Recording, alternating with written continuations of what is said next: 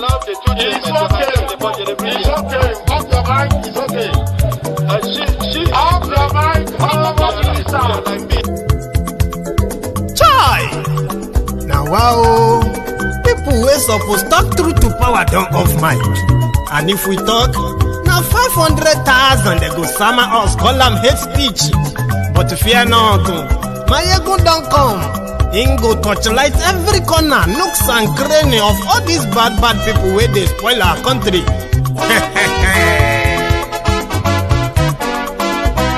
So my people make we laugh, oh, yo, yo. My ego don't come, oh, yo, yo. My people make we shout, oh, yo, yo. My ego don't come, oh, yo, yo. My ego don't come, man of the masses, oh, yo, yo. My ego don't come, oh, yo, yo. My ego diary politico, oh, yo, yo. My ego don't come, oh, yo, yo.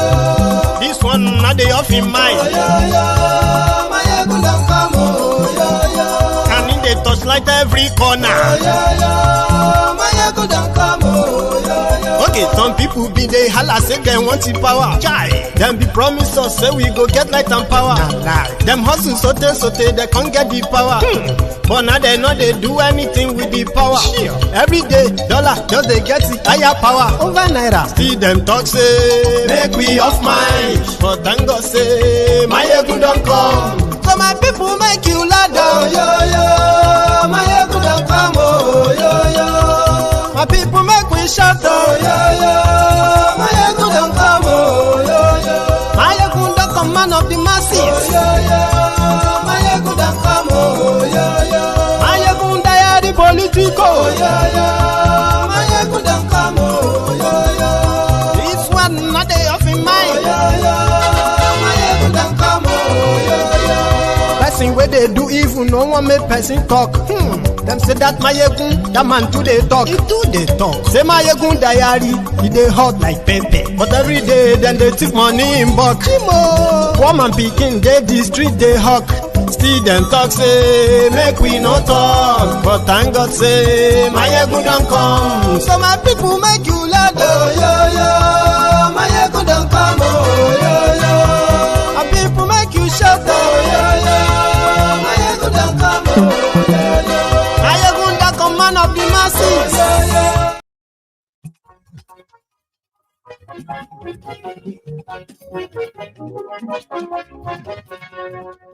Hello there. My yegun la wa mo, la mo do.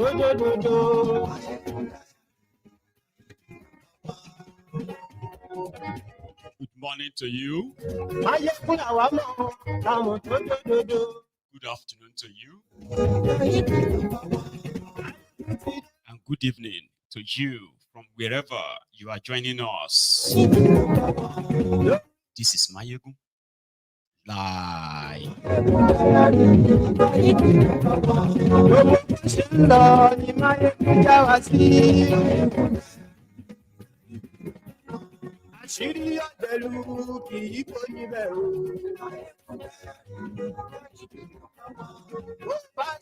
Thank you so much for joining me as always.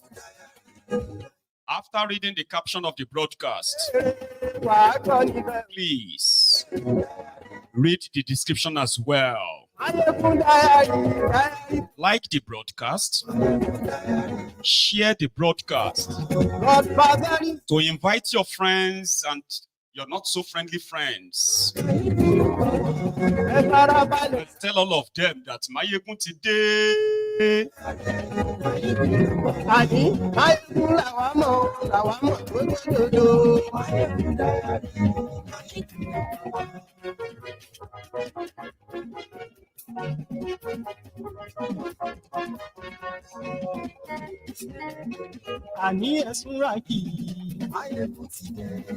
Thank you.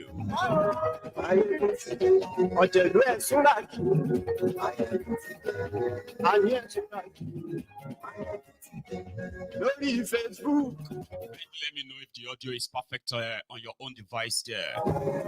Just before we get so fully down to this. The The dictatorship in Nigeria is in active mode. Indeed, the drug dealer, the drug addict, Kolu, is actually having the best time of his life as we speak. As an Abacha reincarnates, a secret memo by the supposed member of his government, intimidated and threatened by one section of their fraudulent 1999 constitution that says you have the right of assembly, this right, that right. thiefnubu has ordered for the arrest of Omoyele Sowore if he dare goes to Nigeria.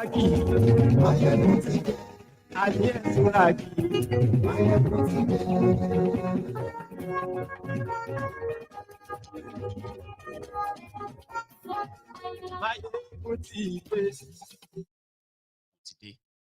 So good morning to you once again. Good afternoon to you. And good evening to you from wherever you are joining us tonight. It is Mayegun Live. And let's just get down with it. This memo on your screen, I don't know if it is intentionally leaked or it is just leaked like others too, not meant to be in public. It is a memo raised supposedly by one of thiefnubu's, one of thiefnubu's allies. And according to them, it is to get those they considered as the enemies of thiefnubu's government, Omoyele Sowore to be precise. Remember, as you are watching this broadcast, there are Nigerians who are currently standing trial in the courts of thiefnubu in Nigeria. Their offense. They protested against hunger. They protested against bad governance. They wanted the thiefnubu to end bad governance. Do you make illegitimate government to end illegitimacy? It's practically asking them to sack themselves, or asking the government to sack itself. Nevertheless, the memo released was that Omoyele Sowore has been making thiefnubu's government. This is their statement. They said he's been making Nigeria ungovernable, and that is treasonable felony. Treasonable felony carries one singular punishment: death. And the former Daura, now Dr. Stupid Service, has been put on alert. If you see Sowore in Nigeria from the airport, plus Sowore, plus his baggage and his luggage, bundle them straight to Abuja, and he must be locked up indefinitely. Indefinitely means this time around, right? No negotiation, no court appearance, just make him disappear. Surprisingly, that memo made it to the public. And it also sort of certified the denier that, certified the already known truth that thiefnubu, like many others, not just thiefnubu, those who are supposed to protect Nigerians, they will rather protect the regime, and they will do anything and everything, okay, to protect the regime. Unfortunately, the regime they are protecting is an illegitimate one, where thiefnubu stole an election, rigged an election, compromised the institutions, and he's been finding it difficult to even rule around the country. Sowore, who actually saw this himself, believed that they are toying with the wrong guy. This is actually an intimidation that is so useless. He is going to go to Nigeria. If you can remember, when thiefnubu came in through Fagbemi, his own supposed Attorney General of Nigeria, the Minister of Justice. Surprisingly, they decided to withdraw all the treasonable charges against Omoyele Sowore, the ones initiated by Malamu, Abubakar Malamu, Bokohari's Attorney General of Nigeria then, charged Sowore for treason, an effort to overthrow thiefnubu, to overthrow Bokohari. A lot of people believe that was the handiwork of the confessor Wole Soyinka, using his good relationship with thiefnubu in asking for a pardon for Omoyele Sowore, where the same government of Nigeria charged that was trying him for treasonable felony, developed a cold feet with no evidence though, right? They developed a cold feet and withdrew all the charges, dropped all charges against him with a supposed expectation that Omoyele Sowore will just disappear, or at least cooperate with thiefnubu's government, give them good media, and because our local Yoruba local, this is just like part of the conspiracy theories, okay? Sowore never begged anybody to drop any charges against him. In fact, at a point, the Dokwemu Stupid Service, and including the office of Malamu, they stopped coming to court to attend to their own case, the case of a treasonable felony against Sowore. They just stopped, and the court kept adjourning and adjourning and adjourning until the court threatened that they were going to actually dismiss the case. But before they could, the Attorney General of Nigeria, Fagbemi, dropped all charges. Then, in August, Omoyele Sowore, amplifying the voice of the Northerners who were planning at the time to shut down Nigeria because of hunger protest. 10 days hunger protest in Nigeria for thiefnubu to reinstate the subsidy that he removed. Kolu didn't give a damn, he didn't give a shit. After that 10 days, even though they killed over 100 people, arrested over 1,000 of them, so eventually the 10 days lapsed and everybody just went on with their lives. But thiefnubu and his handlers, they wanted that to be the first time and the last time anyone and anybody in Nigeria will stand up, mobilize themselves, and call for a protest. Sowore has been calling for revolution all this while. And you know now, if the citizen says, we are going to fight, we are going to protest, you will see Sowore there. He amplified it to the point that he almost owned it. Like he was the one who called out for the nationwide protest. However, when Sowore was finally, when the charges against him was dropped, his passport was returned to him. Sowore returned back to the United States of America. And from there was where they believed he coordinated the End Bad Governance protest, to the point that Sowore was disappointed that the protesters didn't take the fight further to their traducers, to their oppressors. And at the tail end of that protest, Sowore made a promise. It is not over.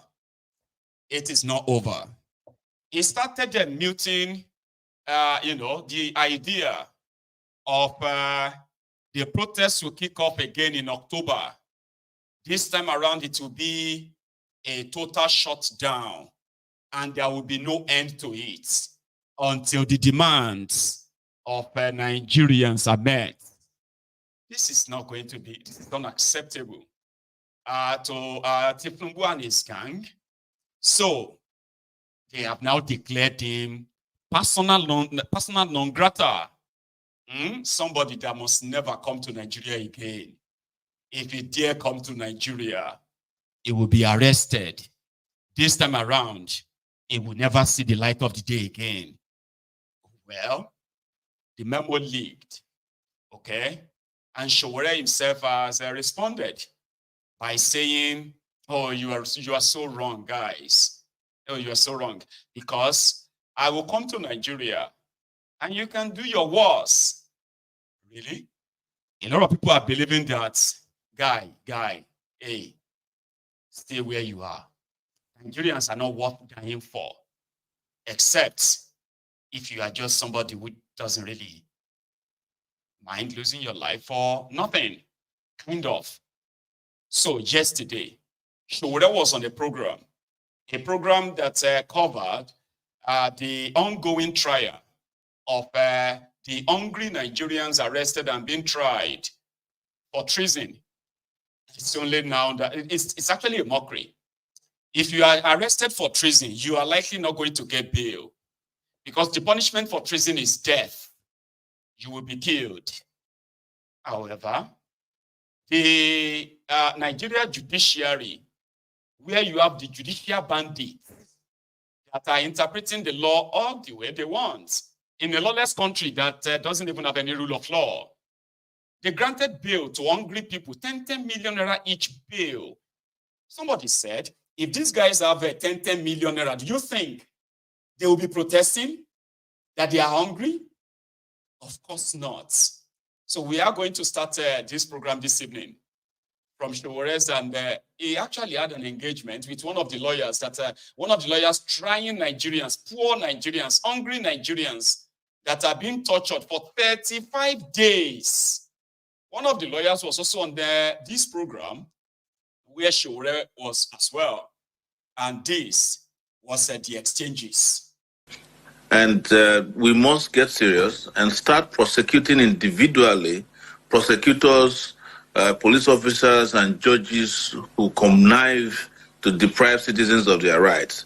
These are just protesters, and they have not committed any offense known as treason or treasonable felony, or there was no attempt by them to commit such an offense. They're just exercising their fundamental rights guaranteed by international instruments to which the Nigerian state is a signatory. Under a civilian regime, there's nothing to welcome here. We should all be sad, very sad, that this is happening in the first place. So what you're saying now is ab initio. Even arresting them is wrong because they just came out to exercise their rights. It was a crime to have arrested them for exercising their rights. The man who is president of Nigeria today, in 1994, was accused of bombing a place in Ejibo, a petroleum depot in Ejibo, Lagos, by the military regime. That is Bola Tinubu. It was a crime that was framed, it was framed up in it. He ran away from the country. He was never arrested or prosecuted from it. He was in exile, and he spent his time in exile, came back. He was welcomed as a hero, as a pro-democracy hero. He's now is Nigeria's president today. Imagine such a person under his regime, charging protesters, people who are carrying. They even wrote it in the charge sheet that these individuals were trying to overthrow the government by carrying placards. It's in the charge sheet. It's unbelievable that we are even discussing this as a welcome development. It is a terrible, terrible development that should not be welcomed in any society, not even in a banana republic. All right, I'll come back to you. We have a lawyer here in the studio. You see, you were in the court today, yes, and in company of the NBA, or you went as an NBA lawyer, yes, in court. And he has mentioned something that actually called for question. He said it is a crime from the beginning to have even remanded the protesters. What is the crime in that? Anyway, I believe that the issue that is before the court, every charge sheet filed before the court must be looked into. No matter how frivolous it is, it must be looked into. Because denial to look into it, you also alleged breach of fair hearing. But no matter how frivolous, no matter how watery, no matter how useless it is, some of them are useless, like he has alluded. The court will always exercise their jurisdiction founded under Section 6, subsection 6b of the Constitution, which is the determination of dispute between individual and other, and as the case may be, including criminal jurisdiction, as the case may be. The court, Honorable Justice Emeka Nwite, in the grant of bail application made by the 10 defendants, ought granted the bail and ought to be commended. The judge ought to be commended. Because I was in court, I listened attentively to the ruling when it was delivered. Now, there have been contentious issues and responses with respect to whether bail can be granted in a capital offense or alleged capital offense, as the case may be. I want to interrogate the issue from locus classicus cases, which the Supreme Court and Court of Appeal have decided before. Because why these cases are decided is to bind and, or future cases. In the case of Pius Ozanekwe versus Commissioner of Police, in this case, you remember the famous Onitsha main market when it was burnt in 1994. Then, after the incident, certain persons, 9 of them were arrested, including Pius Ozanekwe, Chinemelo, COP, many of them. Now, Pius was arrested with 9 of them and charged on the second day of December 1994, was charged before the Chief Magistrate Court in Onitsha. The Chief Magistrate Court, not having jurisdiction, because they were charged for conspiracy and murder, not having jurisdiction to try murder offense, which has to do with the death by hanging or capital punishment, reminded the accused persons in prison custody, pending when an information is preferred by the Attorney General or the appropriate department before the High Court that has jurisdiction to try for capital offenses. The fellow, Pius Ozanekwe, made application for bail before the High Court in Onitsha. The application was taken by the trial court, and the trial court refused the application to say, oh, this offense bordered on a capital offense, we cannot grant you bail, as the case may be. Then they further made application to the High Court, to the Court of Appeal. And the Court of Appeal, my Lord Achike JCA, as his then was, made a far-reaching judicial pronouncement in allowing the appeal and granting bail to the persons, the appellants, and the other 8 defendants in a capital offense of murder, like in what we have today. I said that the right to bail in pretrial proceedings must be preserved.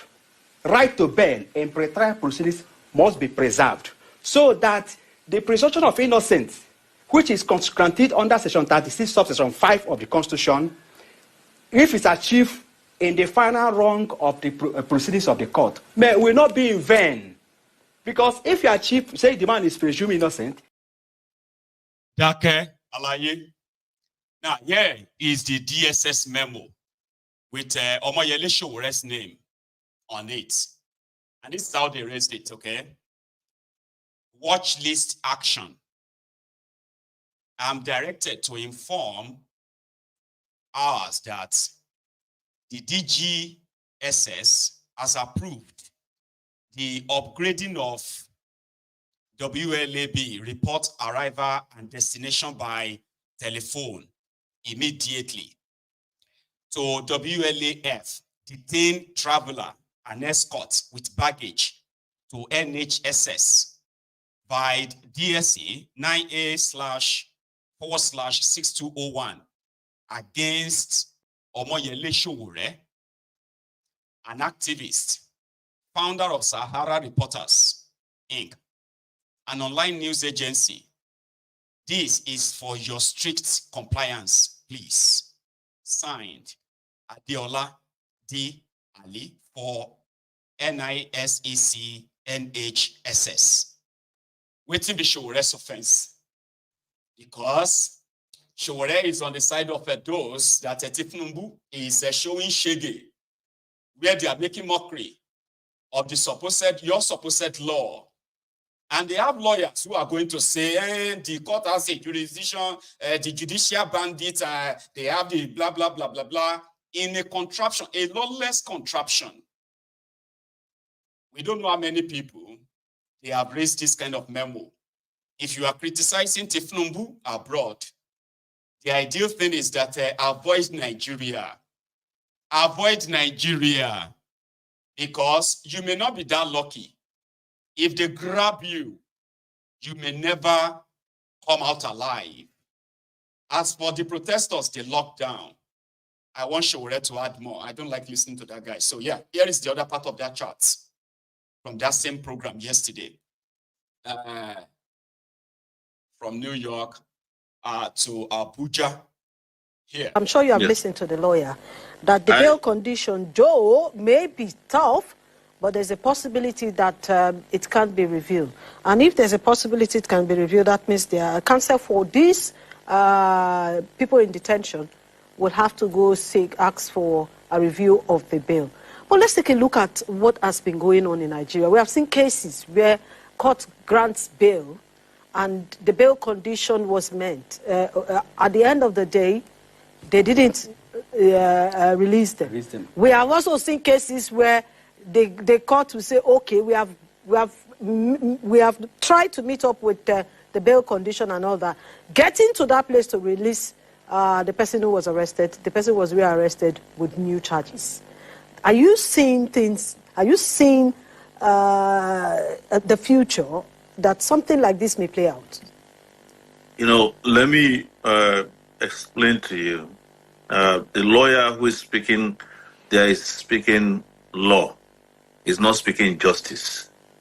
And my concern is justice. You know, you can bring what they call hubris in law to justify anything and say you should praise a judge. I have been a victim of this type of rubbish charge before. 2019, I was arraigned before a federal high court and accused of treason after they had detained me for 45 days on false charges that I was engaging in terrorism and I went to pick $100 million from Dubai. When we got to court, they discovered I've never been to Dubai before. After spending 4 months in detention, I was granted bail on conditions that the judge knew I cannot fulfill. We went and varied the bail. I made the condition after a month. I came back for trial. I was abducted before a judge in Nigeria, inside the courtroom. So what I'm saying is that Nigeria must get to a point where you start punishing people for engaging in this misuse of legalities. There's no point praising a judge who is sitting down knowing that there is no evidence of a capital offense and continue to prosecute somebody for a capital offense. These are some of the poorest young people, unemployed young people. The guy I was arraigned with was a secondary school student. He's now in London, about to complete his law degree after we got him out of Nigeria. The reason they are doing this is because we permit it. We have permitted this nonsense for too long. And what happened to me, you are all aware. Yeah. But I want to bring you to a civilized society like the U.S. Today, this is September 11, 2024. September 11, 2001, you heard about what happened in the U.S. There was a terrorist attack. And because of that, U.S. officials went haywire. They engaged in torture. There was an attorney general that prepared a torture memo. His name is Gonzalez. I think it's also Balto Gonzalez. He was happy at that time. But when law caught up with him, he was punished for it. Today, he's still indebted to several debtors because he had to defend himself after he was fired as the Attorney General of the USA for preparing a memo as the Attorney General that authorizes torture. There are a lot of people who went to torture people in Iraq, in Guantanamo Bay, officials, legal officers who have been punished.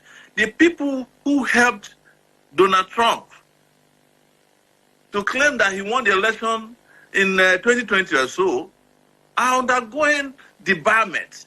So sometimes some of you lawyers too who come and defend these things, maybe we should start applying that you guys should be debarred. You should not be practicing law.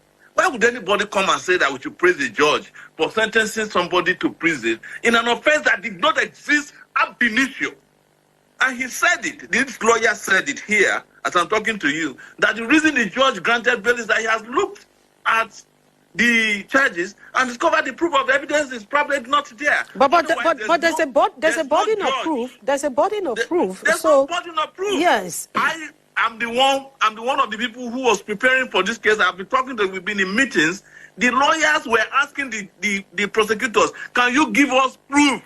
Till this moment, there's no proof. The only proof they have is that they were arrested at a press conference and that some of them participated in the protest where they carried placards. It is, ask your lawyer analyst to go and read the charges. He will be embarrassed with what he's saying, even on your show now.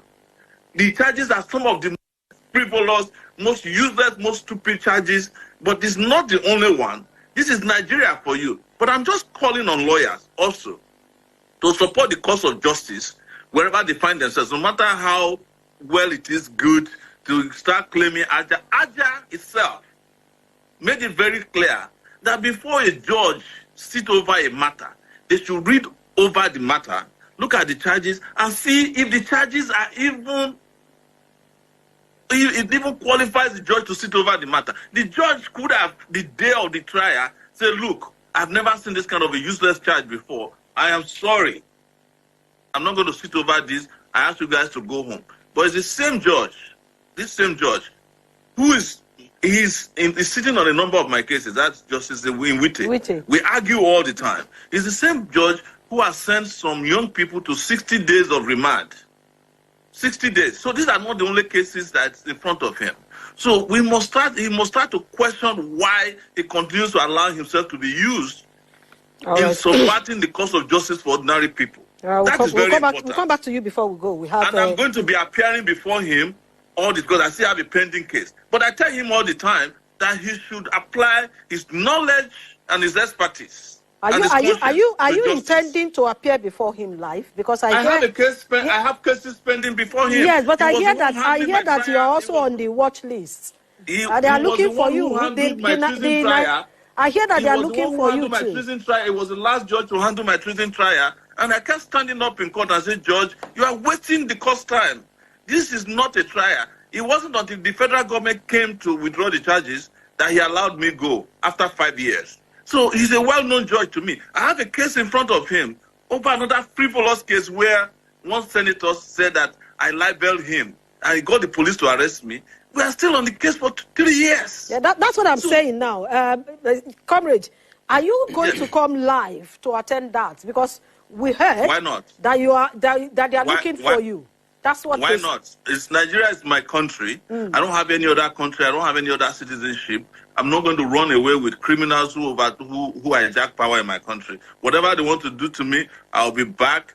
It is our country. If I don't survive it, another generation will survive. But I will not be part of the generation that keeps running away from criminals who have hijacked power in my country. Never. I'll be back, and I'll face whatever charges they put before me. And and deal with it. It's the consequences of being born in Nigeria. It's a crime to be born in that country. It's a crime, and we must face it so that our next generation will not go through this. All right, Mr. Sowore, so I'll come back to you now, Barrister, because our time is already gone.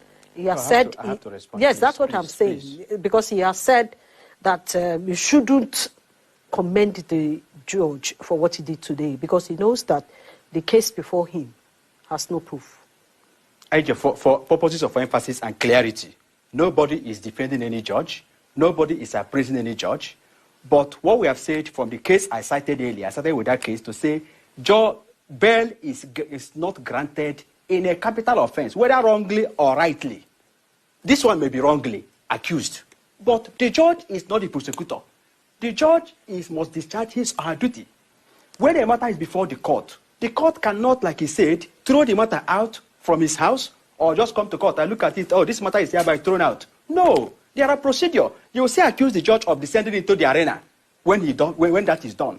The court has to listen to the other side. That's why God has given you 2 ears and make informed decision. Part of what the court have done today is a signal to grant bail in a capital offense to say there may not be proof of evidence before me, And I'm inclined to grant bail to these persons, which the court has done. So it is a matter of what is before the court, proof.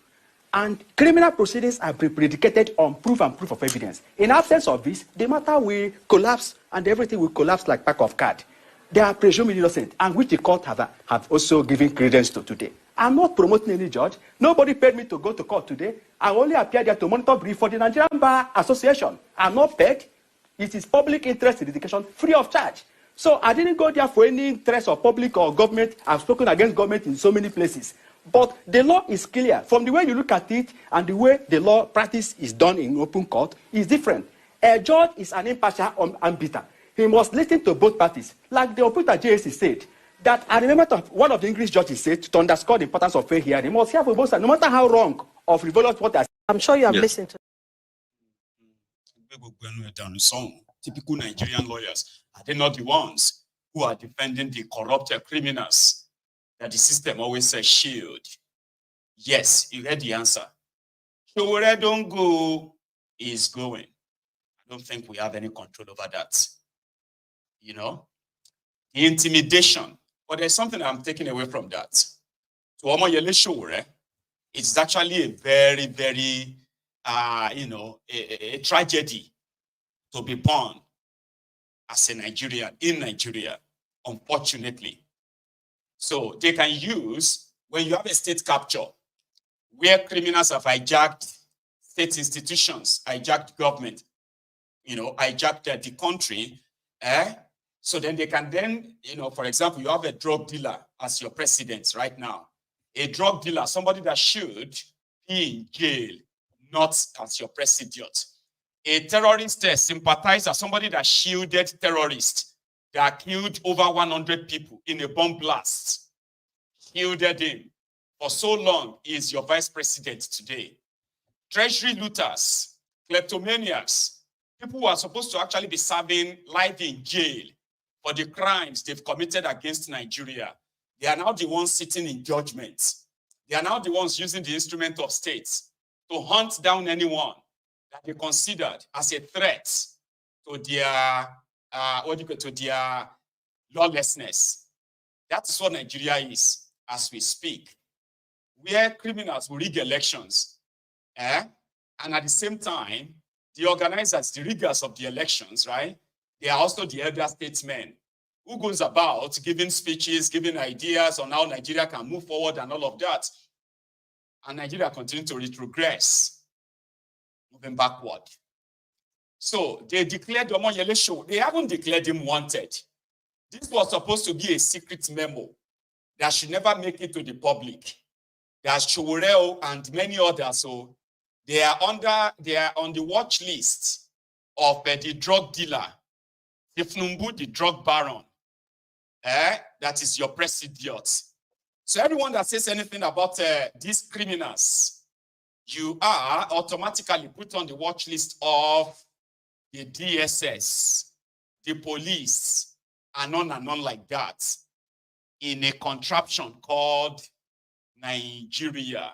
I look forward to that.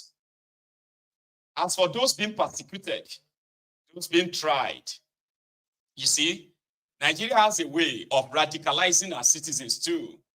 After enslaving them, to those who have become voluntary slaves, submitted to the whim and caprices of the ruiners of Nigeria, who believes that they are the law. So you can see lawyers quoting law that doesn't exist. Majority of them are not really interested in justice. That's why, rather than have justice in the hollow chamber or hollow courtroom of your supposed judiciary in Nigeria, you have judicial bandits who are protecting criminals, shielding them. This particular one, we have been told, is the handiwork of Werey Wike. And I don't know when Sowore will turn up and face them. Yeah, he is not a coward. Of course, he's shown that many times. But sometimes,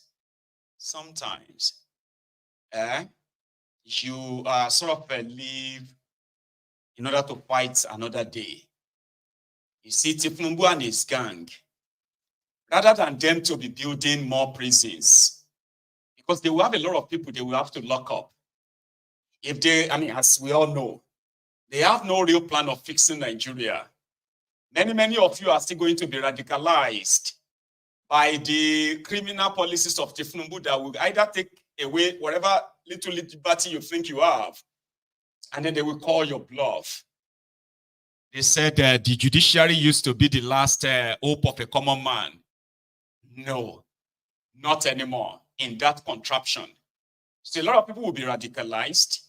The revolution that they are sort of thinking they could suppress with the hardship, with the suffering, with the corruption and the impunity, with the lawlessness and the death of rule of law, with the judicial bandits who are supposed to actually issue justice, they are doling out, they are doling out injustices, right?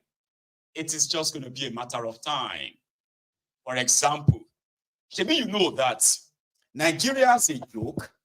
The person that put together this 1999 constitution, the genesis of all Nigeria's problems, Abdulsalami Abubakar, the criminal that should have been tried for treason as well, possibly long dead by now, because he would have been found guilty. All of them, the military criminals who used their Decree 24, called the 1999 Constitution, is an elder statesman today in Nigeria who is in charge of two things: national prayer for Nigeria to be better, and then National Peace Commission.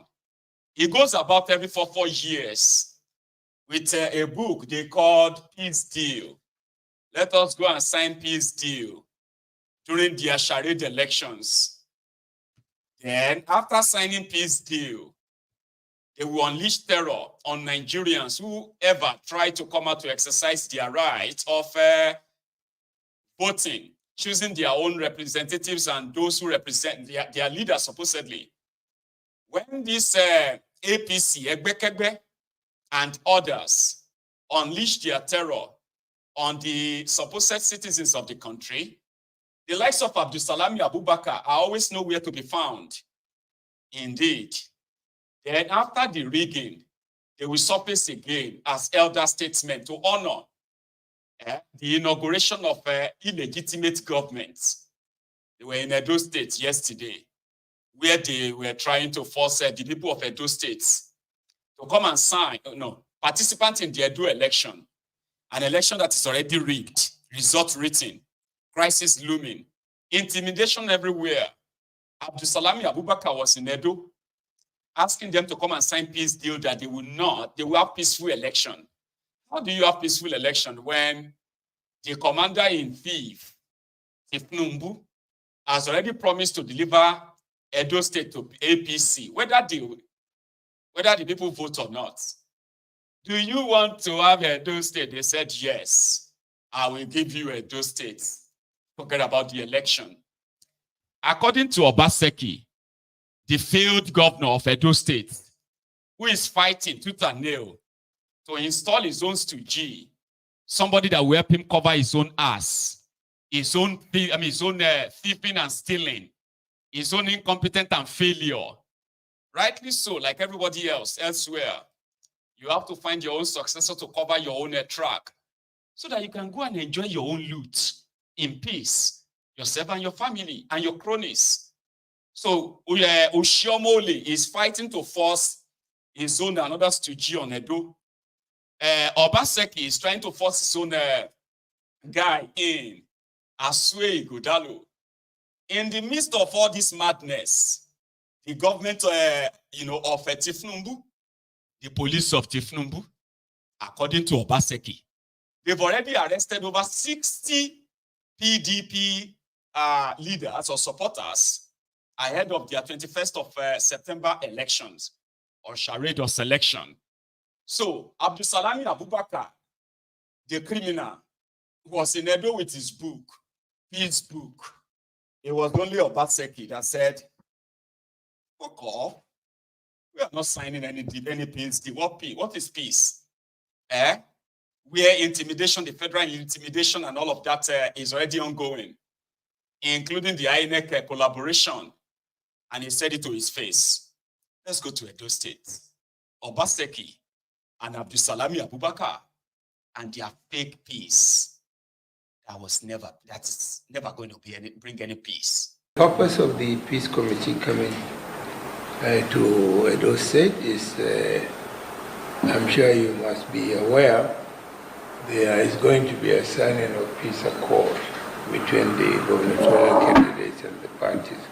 That is to ensure that there is no mudslinging during the campaign, and then we accept the results as long as it is free and fair.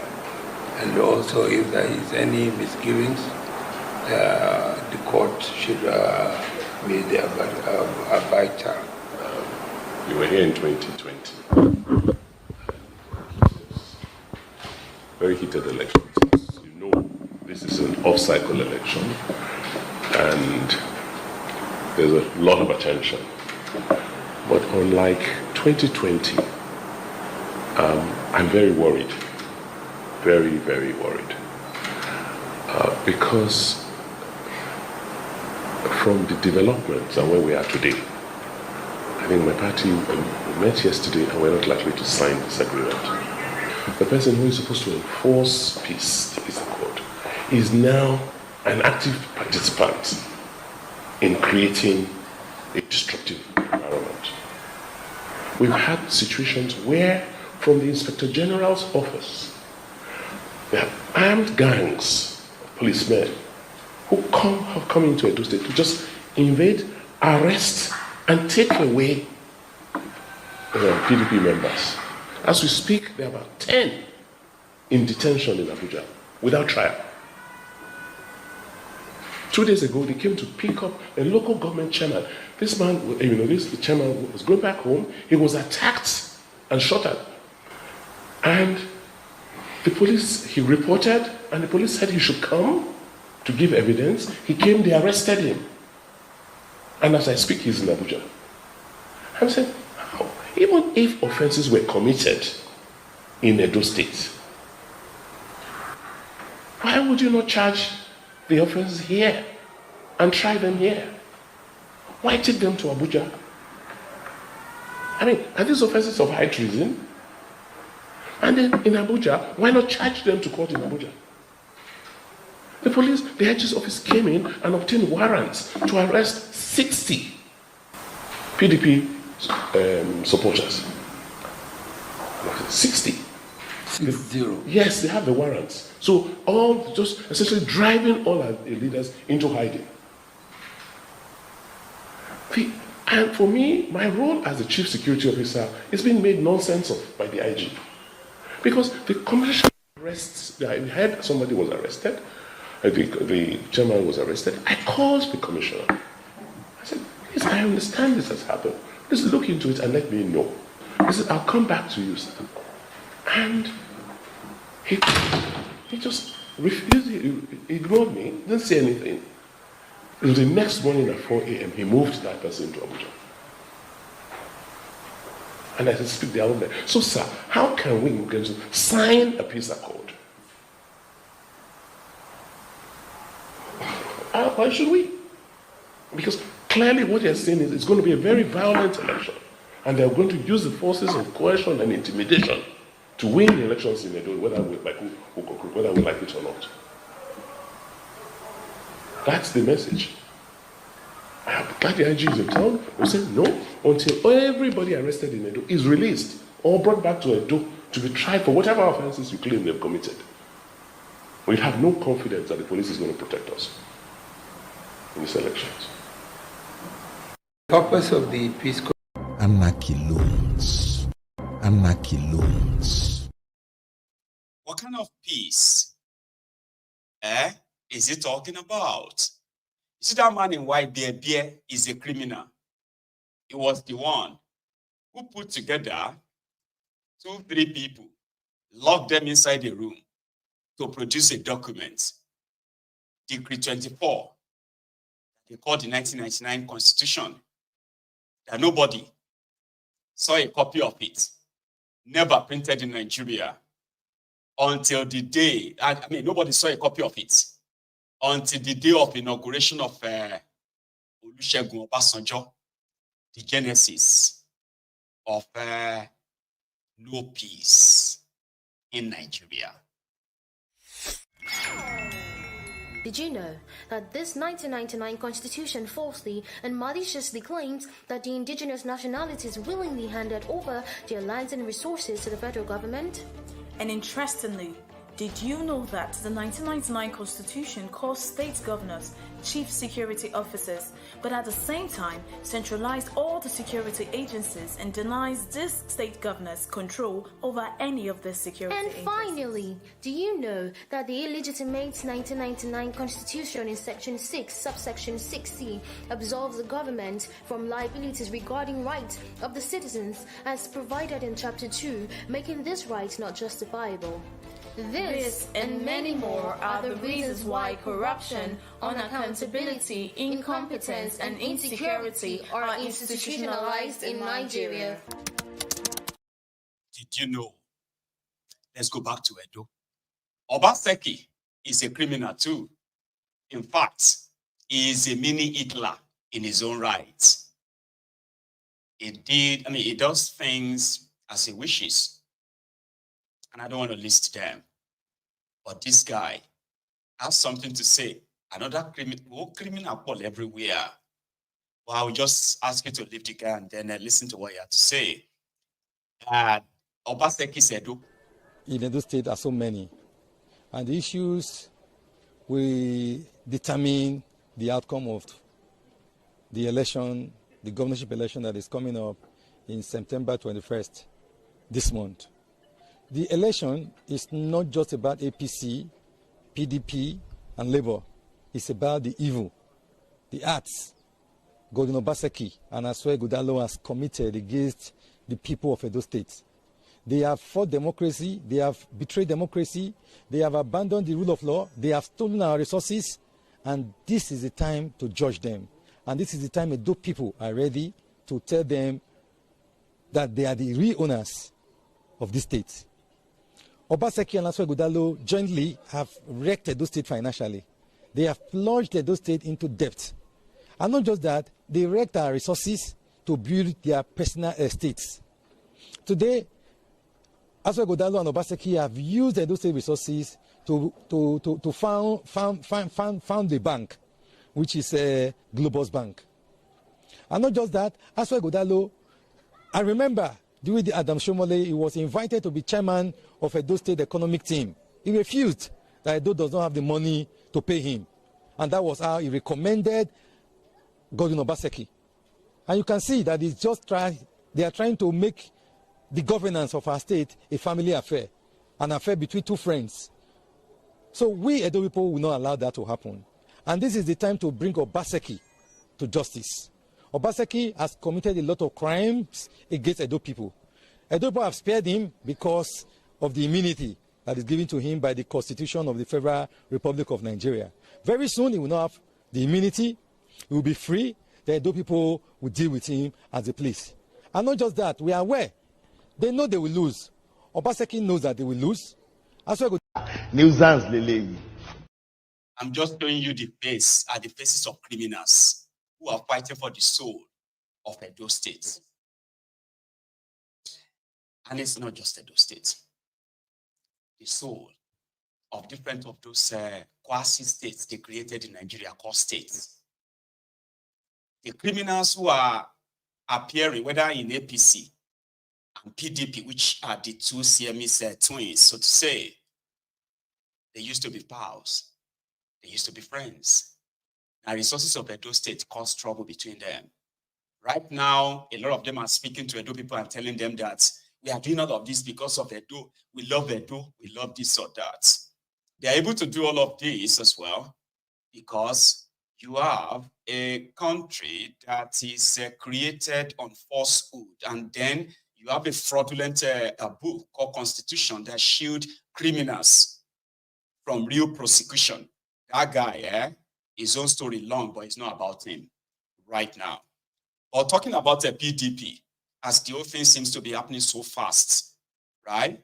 Some believes that the Labour Party, in fact, those who are supporting Obaseki, they believe that the Labour Party guys are just there to divide the vote in order to make APC guys come in. These rogues, you need to see their faces.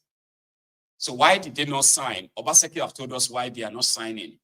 But PDP themselves have this to say, why they are not signing any peace accord brought to them by Abdusalami Abubakar. Add this too. Why we did not sign. The people of Edo State, as we all know, are very peaceful and law-abiding, particularly in the conduct of elections. And we are certain that the General Abdusalami-led National Peace Committee have seen this in previous elections, and that is what we have been doing. However, because of the prevailing circumstances we are in, because since the 18th of July 2024, a particular party, unleashed on the citizens of Edo State is lions and tigers. And we have proof for that. This is not PDP's making. These are the people that we are the airport that day, and their names and faces are all here.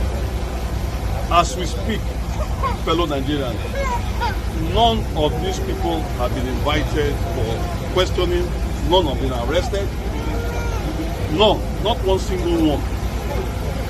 And in spite of that, a lot of our members have been arrested and kept in custody for upwards of 2-3 weeks. This is a murder to one of those of my members that is in police custody. This is the wife, specifically. This, Mr. Kingsley, this is the wife. Was the wife of? No.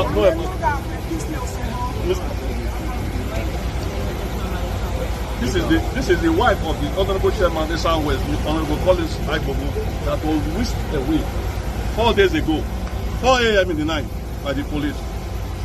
Gentlemen, if it were you as a political party, will you, in good conscience, sign that peace accord?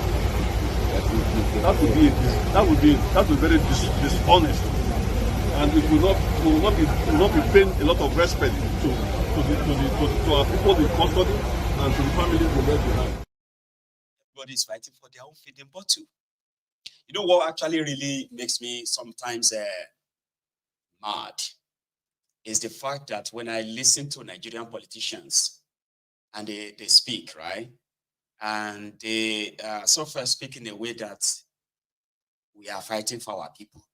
And we will do everything to make sure that, here you get, shut up. You're not fighting for anybody. A lot of you are fighting for your feeding bottle.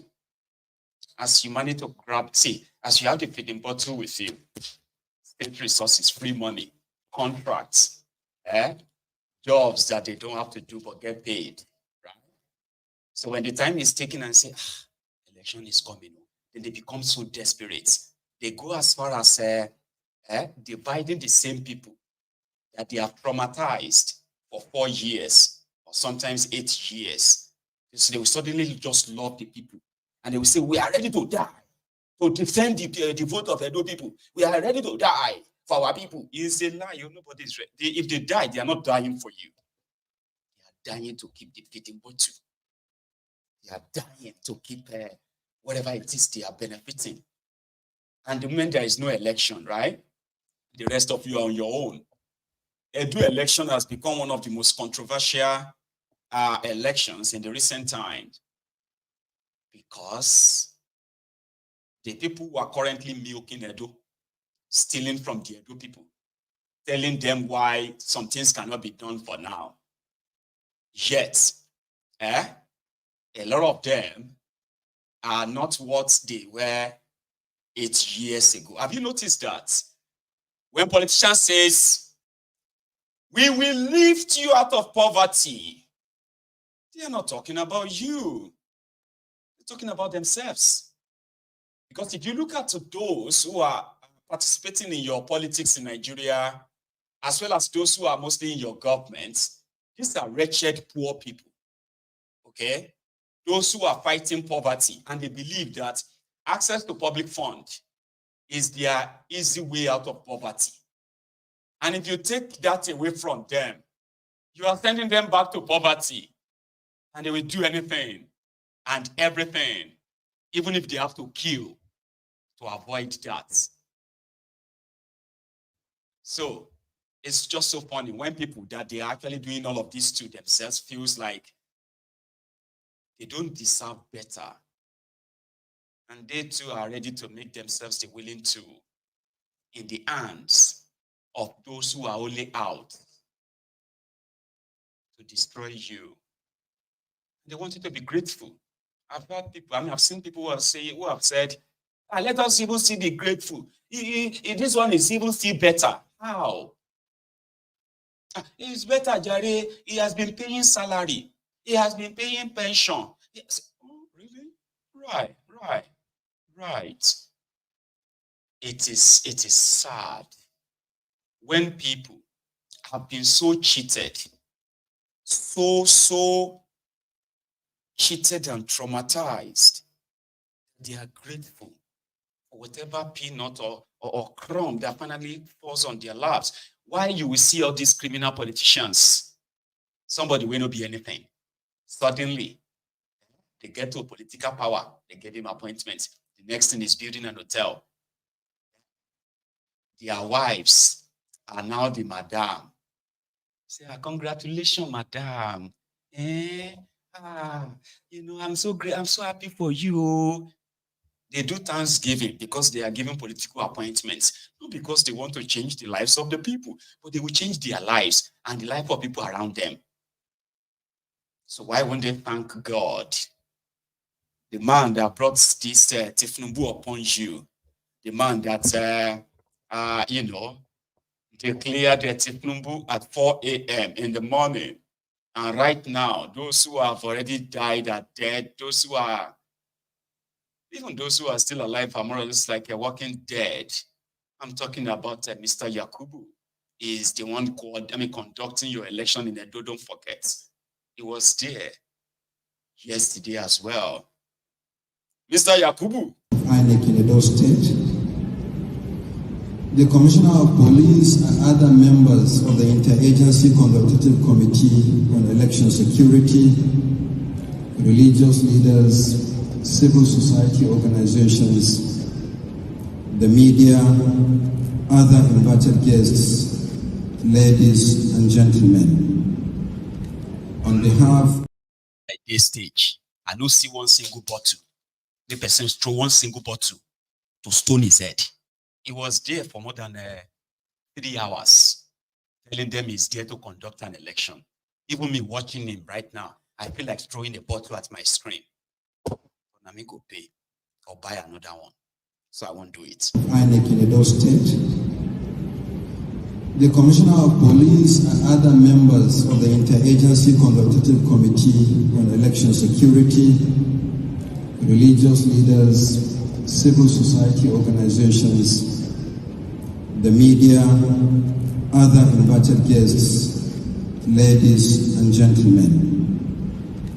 On behalf of the Independent National Electoral Commission, INEC, I would like to discharge my first obligation by expressing our profound appreciation to the chairman and members of the National Peace Committee for their untiring efforts in bringing political parties, candidates, and other stakeholders together for peaceful elections in Nigeria. Some of you here may recall that 4 years ago, the National Peace Committee took a historic decision to devolve the signing of the peace accord beyond the presidential election to include off-cycle governorship elections in view of the tension and violence often associated with the build-up and conduct of such elections. The first peace accord outside Abuja was signed on Tuesday, 19th September 2020, here in Benin City, ahead of the last governorship election held on the 19th of September 2020. Happily, political parties and candidates adhered to their commitments under the terms of the peace accord, and the election was held peacefully in spite of the tension during the pre-election campaign activities. Once again, we are here in Edo State on the eve of another governorship election.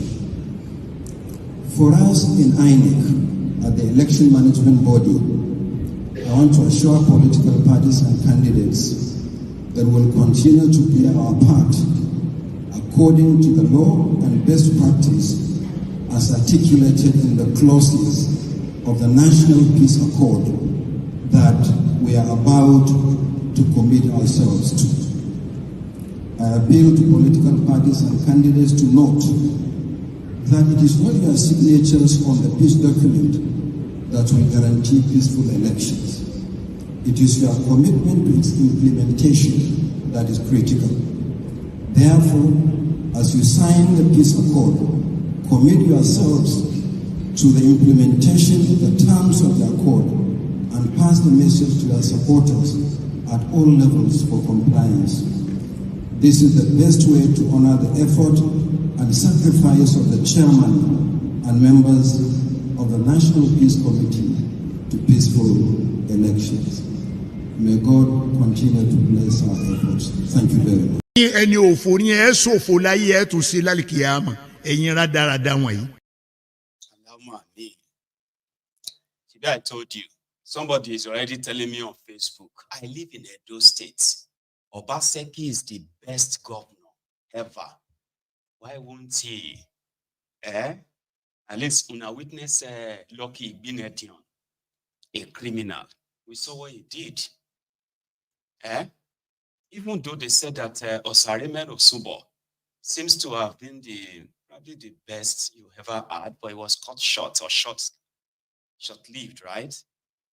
Then you've had Oshiomole, somebody that built a whole hospital, then went out there to go and borrow, rent equipment, medical equipment that they set up, brought Bokohari, AAC Presidential candidate in 2014-2015, to come and commission a new hospital. 2 hours after the commissioning, the company that brought the equipment into the hospital, they unfitted everything and took everything away because now they rent and they don't buy them for 8 years. Oshiomole built himself a palatial mansion that today, none of you in Edo State can ever go there and claim the place from him. You can't. And left you desolate. Well, he gave you Obaseki. So I can understand where you are coming from. Don't come for me. I am from Ogun State. We have had it worse. So don't think I have something to brag and maybe, what about your own state? Oh, Benny, before you abuse me, I don't abuse myself. Just like others too. You have been so bastardized enough that, Baba, you will praise mediocrity. You will defend nonsense because you've never had it good. I remember I was talking to someone, I said, every time we tell Nigerians to fight for good governance, from where they go see the experience, from where they have done experience good governance before, where they could say, we did miss good governance, so we deserve good governance. What template would the Nigerian use as a good governance? I say, this was a good one. You've never had anything good. You've always had mediocres, criminals. You will defend them. So please, I understand where you're coming from. I remember those that were actually, they won't think twice to cut off my head for calling out Benga Gbewiri Daniel or Irokunle Omoamoshi in Ogun State. Today, There are willing people who are ready to do it free of charge.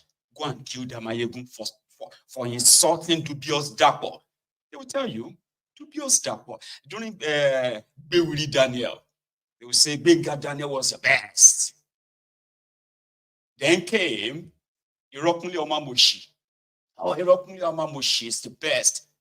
Amoshi will go on the road. He was demolishing people's homes and all of that. They said he was going to build road and that. He abandoned them, by the way. But around that time, if anybody says Amoshi was not the best, they go lynch you. So please, if you are from Edo State and you are not kind of defending Obaseki, as you are doing on social media, Baba, I will be disappointed because you've never had anything good anyway. It's what you've got that you will defend. In the shit hole, the contraption where people have never had anything good. There's not even any pointer to say, Abi, no people they celebrate Fashola for planting for planting flowers, and clearing road of street traders as an achievement. No be Nigeria. Here. Anyway, Alex Otti was there too, but that one came today. It was in Edo. His own message was that I know you will vote, so please defend your vote. Defend your vote. With Mr. Yakubu, we shall see.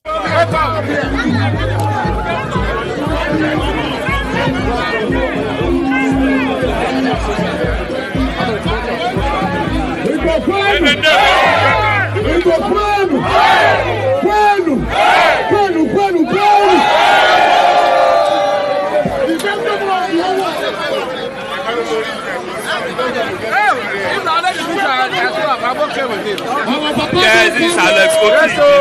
Alex Oti in the state. The man will change the narrative. The best governor of the whole world. The best governor.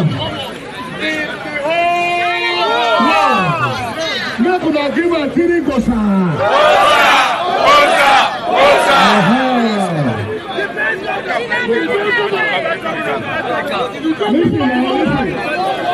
Sleep, they will stay your votes. So my coming here is not to convince you to vote because I know you will vote. My coming here is to let you know that you must protect your vote so that you can begin to enjoy the template of Labour Party. It is the template of Labour Party that we are implementing in Abia State. And I can assure you that Olumide and Kadiri will implement the same template in Edo State.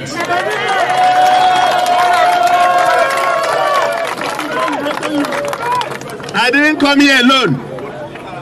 I came with the new caretaker committee secretary of our great party. You know we have a caretaker committee. Yes. The great youth of Nigeria. Great. Great. Great. Great. Great. Great. Great. Great. Great. Greatest, yo. Yo. Greater, yo. Ilush. Good luck to you, Edo people. I shall be here, right? Watching like others. So I say good luck, because you will need it. Because, everybody loves you now. Everyone cares for you.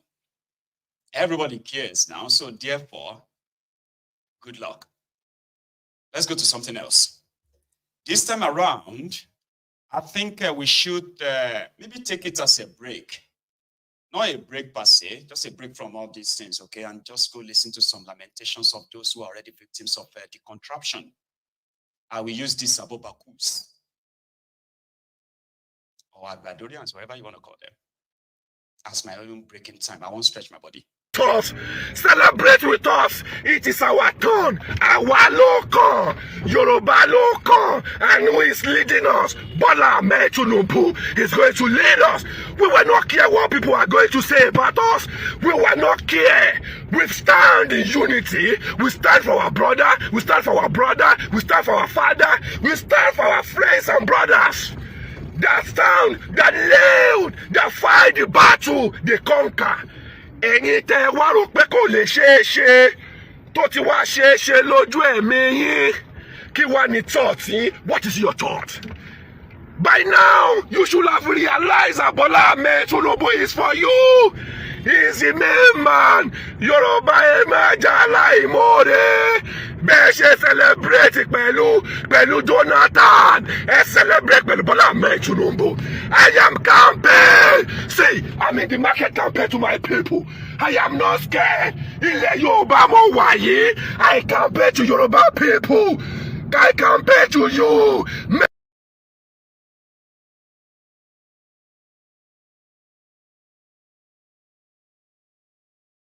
A few moments later.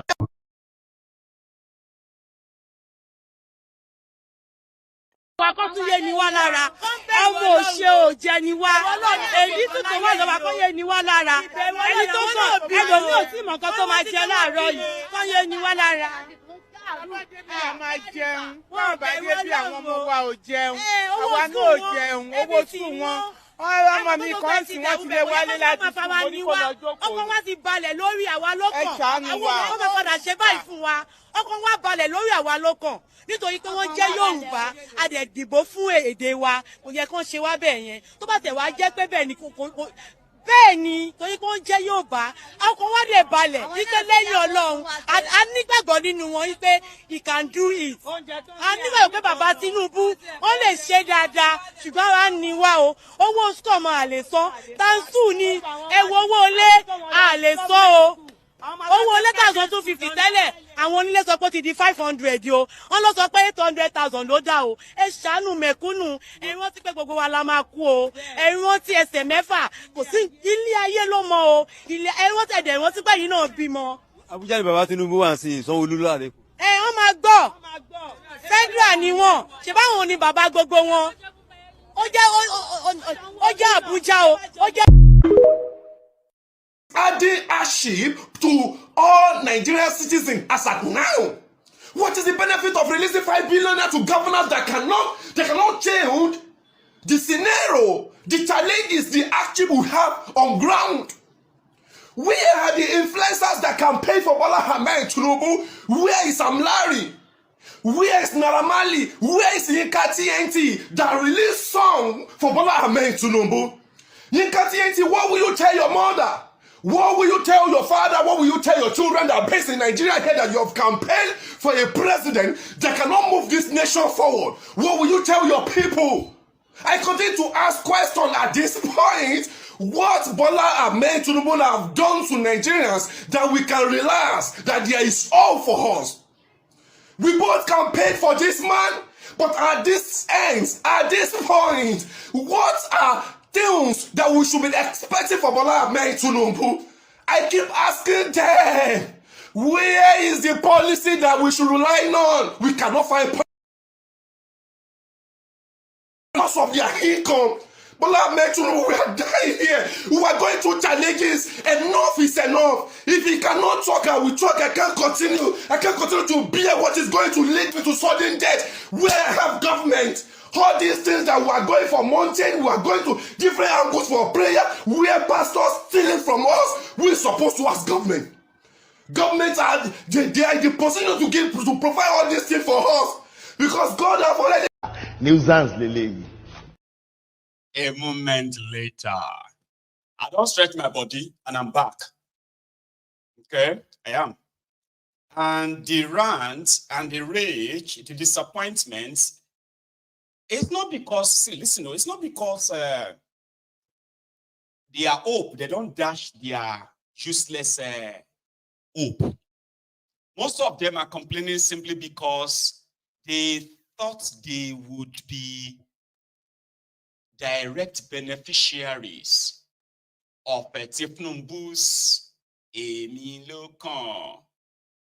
And that is why I told you yesterday If you go pity any abobaku, if you mistakenly go try to help any abobaku or bati dioti abi bad start,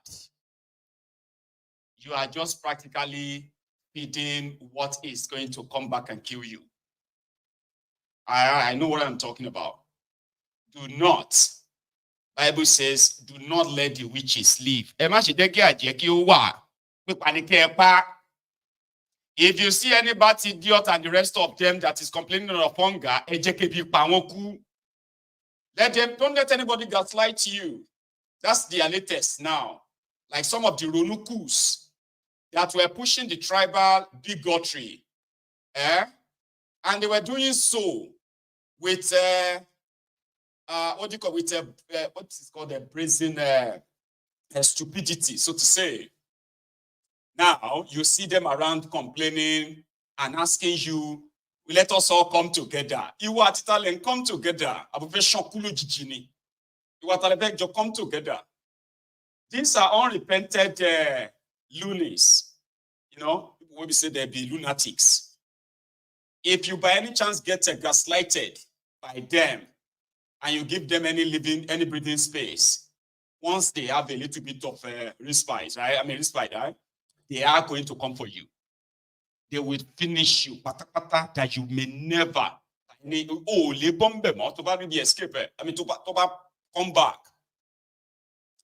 Please remember this is for your own good, right? But going forward, or no states where they have the performative criminal, his name is Zulum. You see him? Performative governor. Oh, this is the best governor in Nigeria. Oh my God, he loves his people so much. Can you imagine? Look at this governor of Borno. He's such a very, very good at working governor. Performative. But this is the same guy, right, that received 817 million naira just last year, ecological fund, to prevent this disaster. This same guy collected 157 million naira as recent as June 2024. And they gave a clean slate or clean bill of health to the dam that finally submerged Maiduguri, killed 30, made over 1 million homeless. Zulum. And in the last 48 hours, he has also confirmed that he has received 3 billion. Bokohari actually told donors, remember, that Borno State has suffered so much that all their donations for the poor in Nigeria should be directed to Borno State. And this guy really cashed out. But he put up shows like this. And the other way, you will see him sharing bag of rice. Oh, he's the best governor. He's such a passionate governor. If you come out passionate than this or there, you for meaning 1 billion naira. You go see man of God in me too, really. I go carry bag of cement for people where they build gutters. Yeah, it will pay me 1 billion.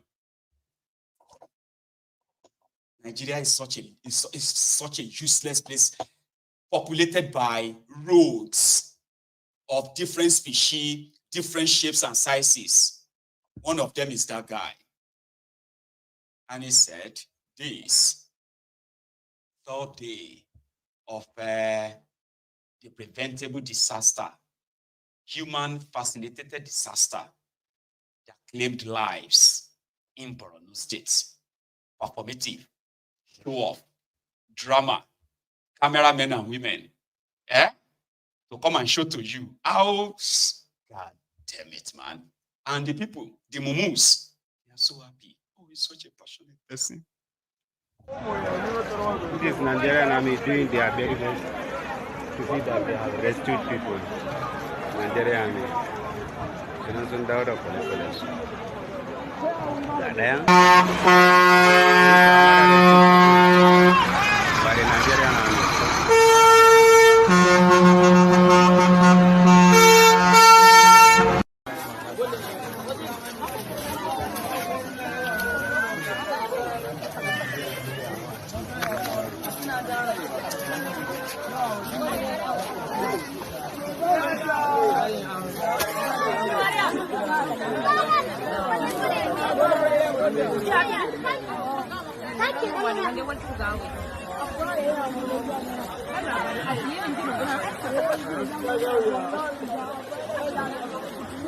Situation. So far, so good. We have mobilized cooks, and they have started cooking food in this camp. So these are immediate palliative measures that will cushion their immediate effect. So this morning, what we are here is to distribute the sum of 10,000 naira to each and every heads of household that are affected by floods. And I also want to inform you that a few days ago, luckily enough, we received 3 billion naira from the federal government as flood intervention fund. So we are using this fund to support the communities that are affected by the flood. The governor explains the cause of the flood and the plans of the states to reconstruct the dam and contain the water. The water that we received this year exceeds the carrying capacity of the dam. We have a very heavy storm. It might be associated with climate change. That's the most important thing. So what we need to do is to now reinforce the dam, reconstruct the dam, expand the capacity of the dam, and most importantly, defilt the drains. Because most of the waterways were occupied by human beings. If you can remember a few years ago when I was sworn in as the governor of Borno State, I followed all this route and I asked people to bucket on the waterways. But unfortunately, people don't heed to our own advice.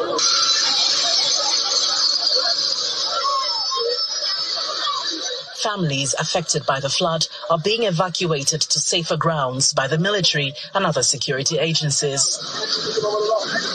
Don't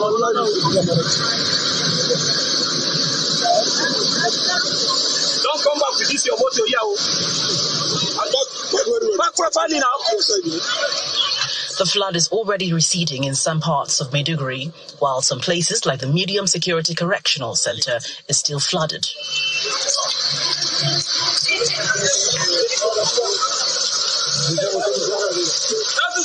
The Minister of Interior, Mr. Olubumi Tunji Ojo, accompanied by heads of paramilitary agencies, inspects the facility to assess the situation.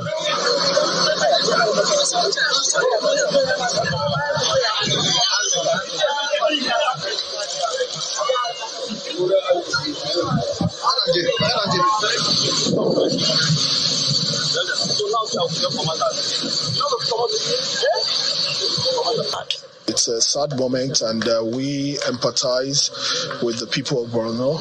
And of course, the government is very much concerned. And in terms of our facilities, the correctional center, actions are presently ongoing. The certainties I won't be able to disclose for at now because of security reasons, but you can be sure that we're on top of situations, 100%. The immigration passport office was affected, but the people of Borno can be rest assured that once we get back to Abuja, we will try as soon as possible with immediate effect to create another center, where they can start their normal activities. And of course, the fire service was also affected, but all this are just, to me, they are minor issues compared to the generality of the impact of the flood, on the people of Borno.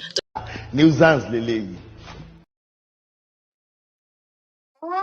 You see, Zulum said they've hired people to cook food so they can share food to the people. We are also giving them 10,000 naira. Okay. And then, it's because of climate change. We received more water this year than the previous year. That is why we have this flood. No, that's not the reason. All of now, when they watch me from Maiduguri, if you see they watch me from Maiduguri, everybody that died in that place, you have to hold Zulum is government, thiefnubu is government, and everybody that tells you this is a climate change, it is not. 150 billion naira was awarded through the what they call the Northeast Development Commission to go make sure that that dam, allowed dam, is still okay. And it's fine. If it is not, they didn't fix some more. They stole the money. They did. Last year, Zulum collected over 600 million naira ecological fund to ensure that stuffs like this are prevented, especially that same allowed dam. Guess what? There was actually a report that the dam has become, defective, which means it could collapse anytime. That's what prompted all the money that they have been pumping there since 2 years now. This year, Zulum has collected 817 million naira ecological fund that they shared to states. And his own deputy governor addressed the media and told the media that allowed dam is as strong, if not stronger, than before. After they shared the money, 3 months after that, the dam collapsed and the water therein burst out. And that is why you have your entire Maiduguri underwater. Anybody telling you it's a climate change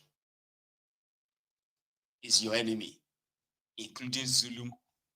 Who am I to tell you that and convince you? In Nigeria, where people, they fight for pastor and they think they are fighting for God. If you go out there and you say, Zulum is a criminal, you will see the would-be jihadists, brainwash the terrorists, that will shout Allah Akbar before they chop off your head. They love their oppressors. They will defend them with everything. I've seen it happen many times. They cannot be saved. Nigerians cannot be saved. Unfortunately. Who was Chubeshe? Imagine the law. This is a PDP guy. He has something to say. I'll say something after that. This is not about Borno now. It is actually about the failure of PDP. A former PDP vice chairman, they say he's a national. Oh, listen, sorry. What do you want from this government? When you were there, you were criticizing them. Now you have left them. Why is it difficult to leave them alone? Because it's about the country. And I think I mixed them up. It's actually an APC, former APC national vice chairman. Okay? And he's saying that what do you want from this government? When you were there, you were criticizing them. Now you have left them. Why is it difficult to leave them alone? Because it's about the country. And Sheun, we've come a long way.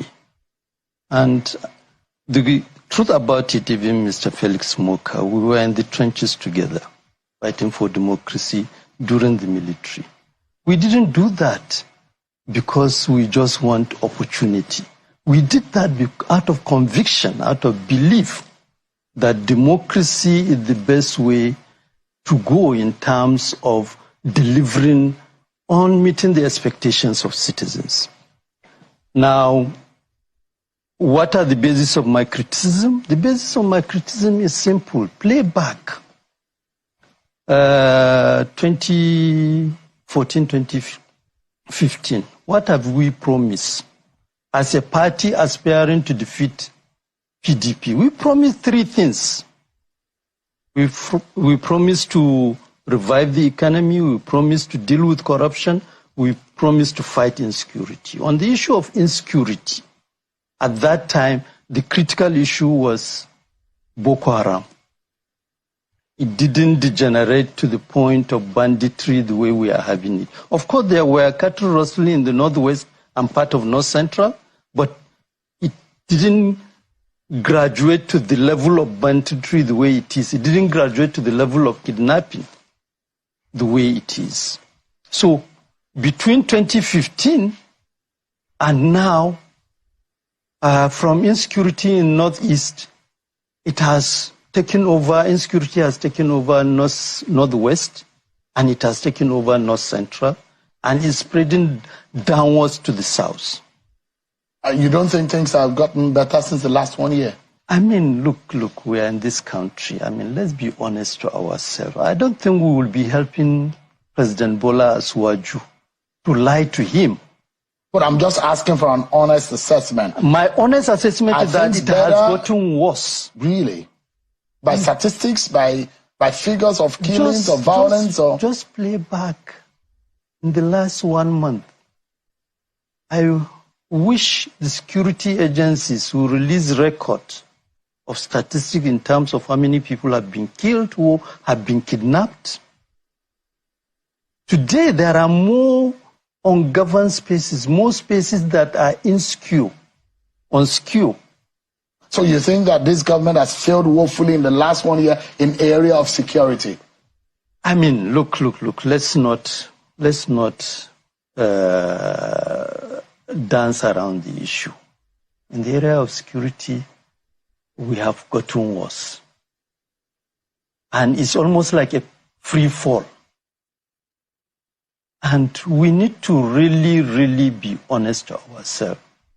In the area of the economy, for the first time, we are having a situation where about 2 or 3 budgets are being run concurrently at federal level.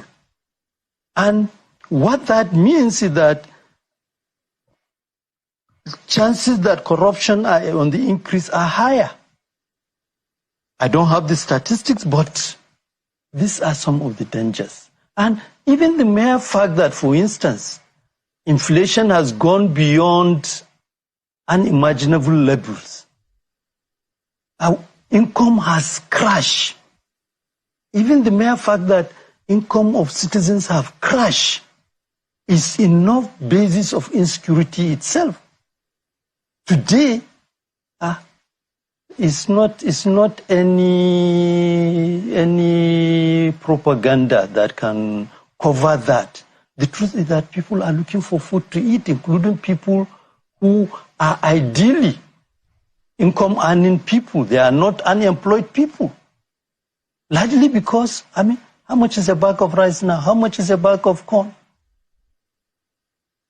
So, in all your security, in every aspect, you don't think we are doing well at all? We are not. And that's we are why, not. I mean, and I say that advisedly, and I say that in the hope that before you hear, how many times have I appeared in the last 1 year?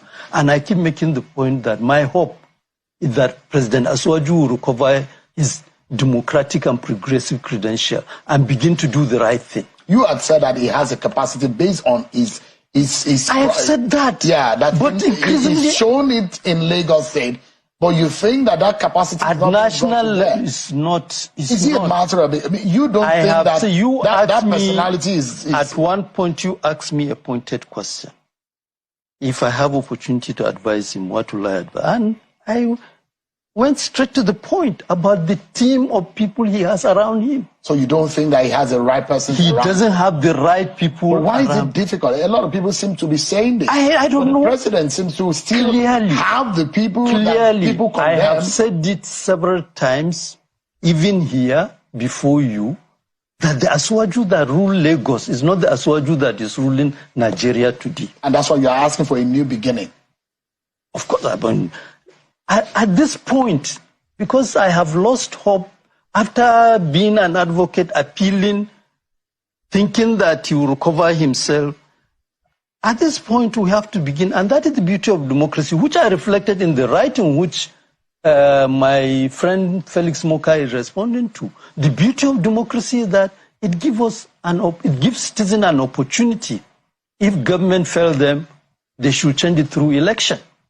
And in the next less than 3 years from now, we are going to have election. But part of the issue, which for me, we are confronting now as activists, as political activists, is the fact that we don't have any viable political party at the moment.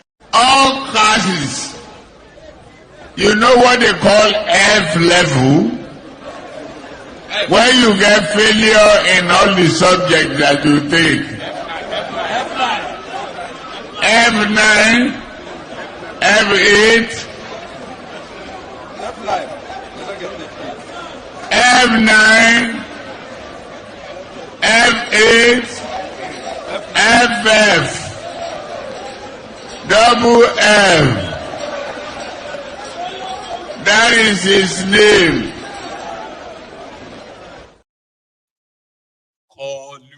People are talking about failure.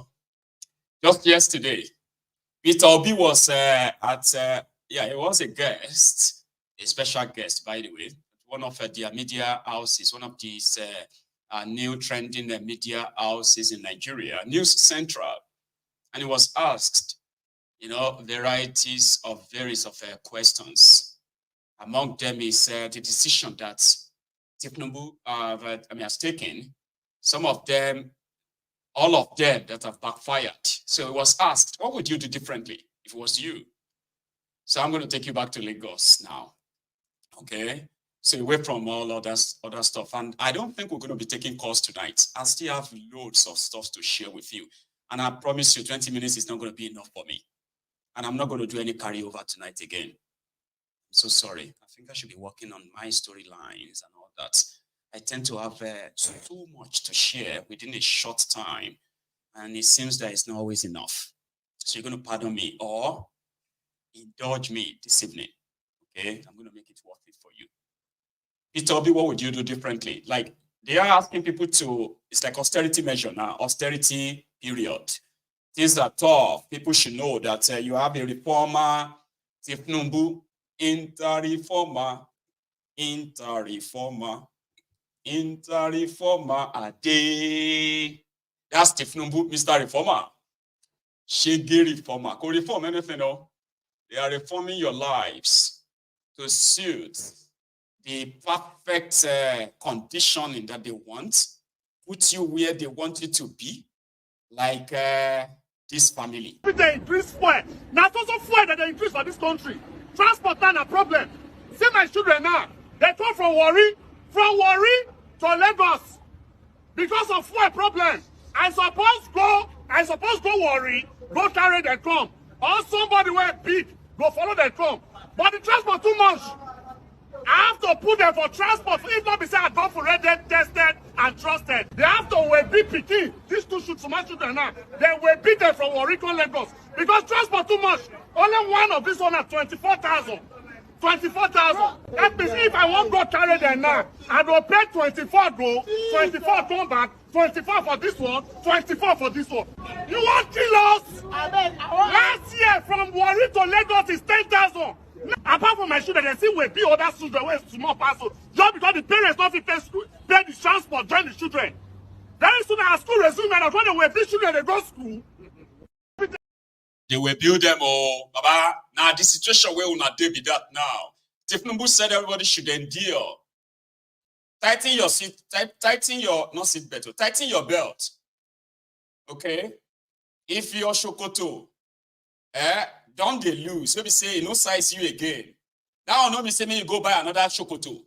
Go find rope. If you don't get belt, find rope, tie your belt.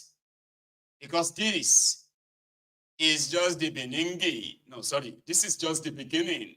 Fellow Nigerians, this is just the beginning. This is just the beginning. So what would Obi do differently? What would you do differently, Mr.? As part of his interview, which is so exclusive, right? I got this. Let's share this. Peter Obi. They say people should endure while they are feasting. You are watching them spending billions on travels, billions on jets, billions on houses, billions of food. Baba, Aso Rock Villa, Aso Rock Health Clinic, or Aso Rock Clinic. got 21 billion naira, right? National Hospital Abuja got 2 billion naira. Which one gets more traffic? The Old Rock Clinic or National Hospital Abuja? Obi? Nigeria in 2005 had a GDP of over. He said something, he said, thiefnubu is just they do go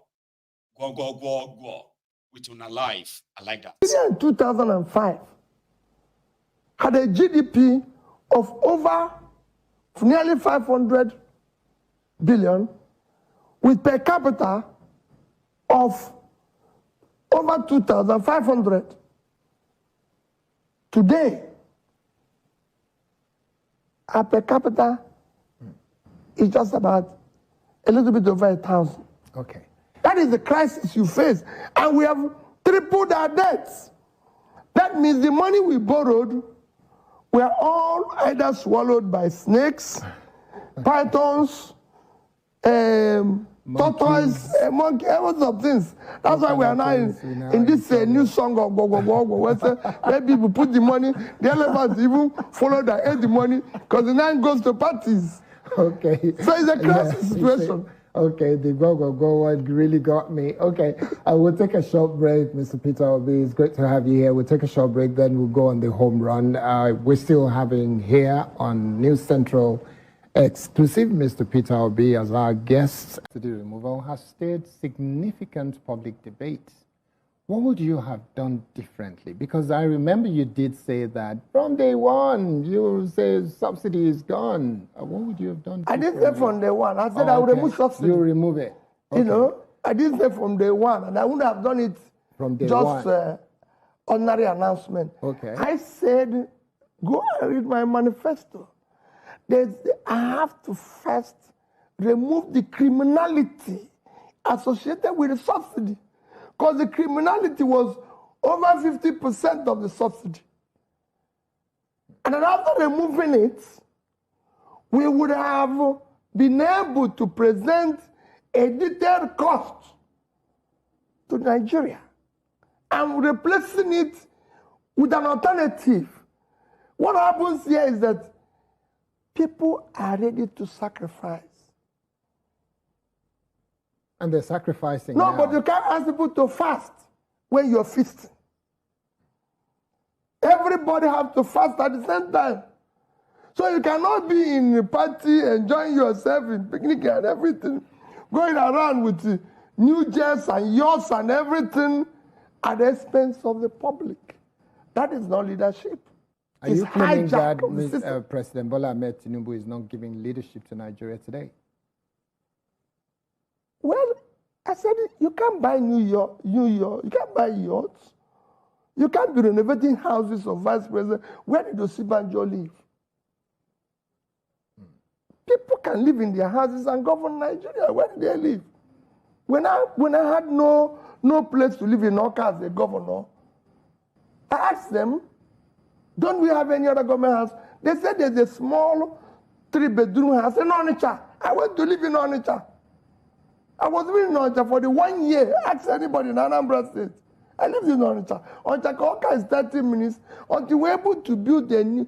And where we built and I maintain it, when I was governor, throughout the year I was governor, I lived in a 3-bedroom house.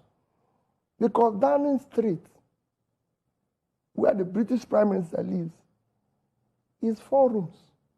4 rooms. For an economy that is 10 times our economy. More than. Per capita in the UK is about $40,000. Per capita in Nigeria is 1,000, it's not up to 5% of that. So if I were to put you on the top of a roof to say, scream to Mr. President Bola Ahmed Tinubu, what would you be saying to him about the idea of Nigerians saying the presidency is living large? What would you be saying to him? Please, cut the cost drastically. There's too much waste. Why would we have Asoro Clinic being built for 22 billion naira when your national clinic, your #1 hospital, have less than 2 billion? it takes from Asrock to National Clinic can be more than 5 kilometers. So why the clinic? When Trump had problem, they didn't take him to White House Clinic. They took him to the military hospital where every other person, when Boris Johnson had COVID, they took him to hospital. Me and you can go. It's hospital. Why are we always doing what is wrong? Okay. It's just hospital. And he has ambulance all over the place. Even when he's moving, couldn't governors, they move with ambulance, with other programs. So if anything happened, the ambulance will take him to the national hospital. Yeah, excellent. It should actually be there. Yeah. Obi. So he had this exclusive interview there yesterday. It was an interesting one. Okay, I watched part of it, and I kind of caught some of them. I think I could share with us here, right? Even though you will listen, when you listen to the Abobakus, the Ronu bastards, they will tell you what would Obi do? Should Obi stop saying go remove subsidy? Dafties, bunch of low life dafties. Thiefnubu had no plan, no nothing. They just came out and told you subsidy was gone. And they clapped for him. Those who clapped for him are no longer clapping. Those who laughed, they were no longer laughing. They are no longer laughing.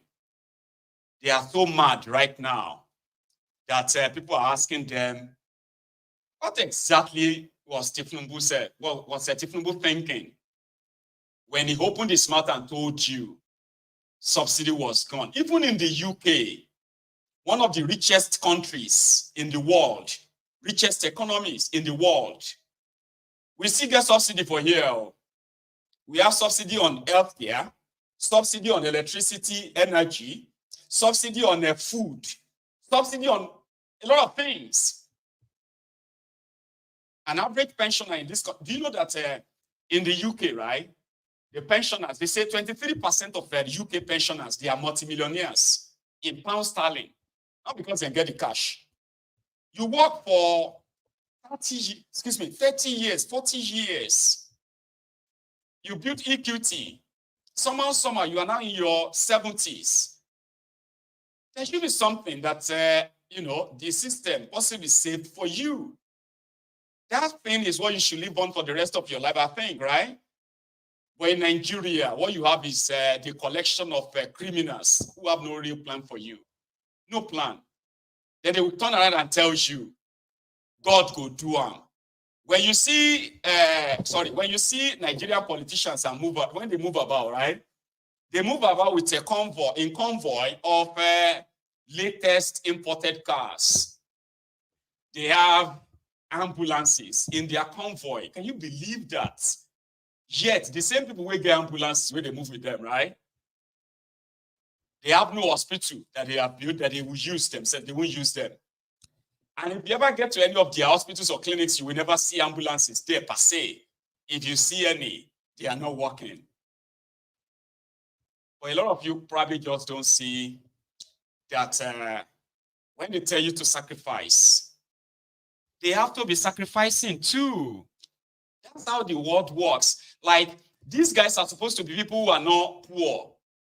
Some of them have looted you to the point that they have 10, 20, 30 properties, houses.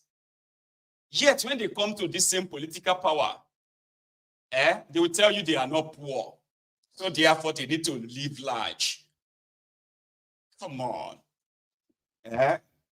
It is so strange that you have rich people in poor countries and you still don't know why or how the rich people in poor countries, how they come by that. How is that even possible? It is because they are stealing what should have been the commonwealth of everyone. That's what they have done.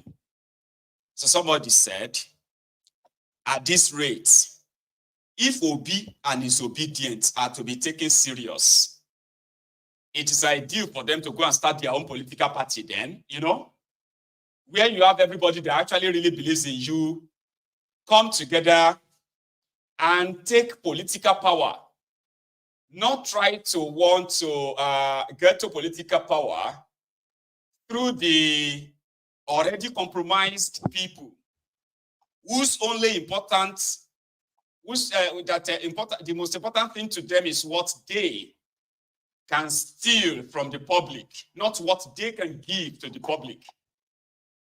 But here is someone who said that too. You should go and start your own party. Well, I was hearing about it early this evening, and I was just wondering, because at least since last year, the obedient movement has been an integral part of the Labour Party. Of course, as Tanko explained, you cannot contest election under current laws in Nigeria unless you belong to a political party. But there has been a lot of crisis in the Labour Party. I think we should actually first hear from the person who is the national coordinator of the obedience. At least you know Tanko now. Tanko is not Tanko technicality. This one is a Tanko Junior. No, this one is just Tanko. Tanko obedience. It's a known face, right? So the guy was talking about the challenges of the obedience, as well as what seems to be a blessing, also seems to be a burden. Those who witnessed the obedient wave in Nigeria last year, a lot of people were caught unaware, including myself. I was one of those who got really, really surprised with your achievement, even though some of these Abobakus and the rest of them who told you that the brainless Kolu, the man they said that intelligence on how to fix your contraption. Now, a lot of them are now screaming, a being power. But to save themselves from that kind of embarrassment or the disgrace they brought, or the outbreak they are experiencing, the disappointment, they are asking you, what will be good do different? Just like that. However, the obedient and all of you who crave for good governance, as you say, you cannot crave for good governance in a corrupt system. It's not just possible. And that's why a lot of us are asking that you should rather join hands. Even if you still think you can make something work, join hands and help us destroy the establishment that will continue to pop up criminals over you. So Tanko had this to say. I will hear Tanko first before the other guy, okay? Yeah. Well, let me give you an example of the PDM.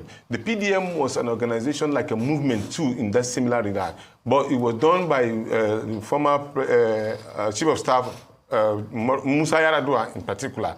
The idea was to have a collective belief and a set of belief that everybody within that circle believe in.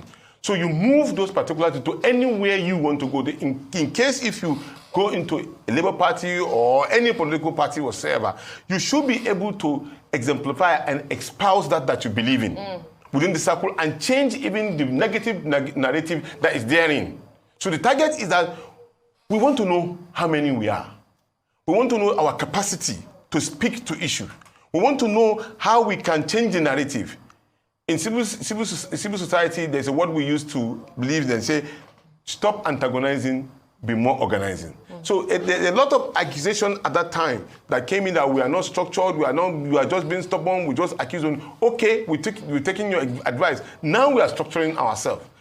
We want to know the kind of person that you are, even if you belong to us. Then we will be able to say, this is one of us, and he's going to champion our cause. So therefore, most of the candidates that we may have in the future may come from the obedient movement to give ownership, and so that you can't go into a river when you know you can't swim. So you must prepare to know how to drown. So and you get drowned. So in this case, what we are trying to do is that ensure that we have all of our propellers ready, we all have our engine, all of them ready, so that when it's time to fly, we fly with a lot of determination and conscientiousness. Indeed. So you talked about antagonizing and providing solutions, rather. So I want you to respond to what Mr. Felix Smoker said, because he did say your leader, Peter Obi, is dubious intellectually when he responds to the issues of the day in criticizing the government of the day. Of course, you listened to him. You heard what he had to say. I did, and it's very, very appalling and unbelievable.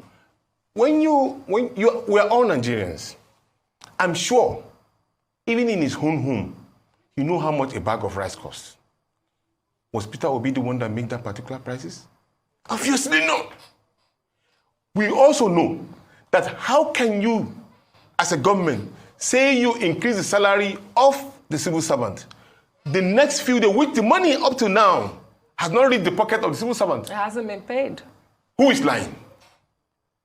Who on this earth is lying? Mr. Peter Obi, or they are the one lying? They are the one deceiving the people and manipulating the shit.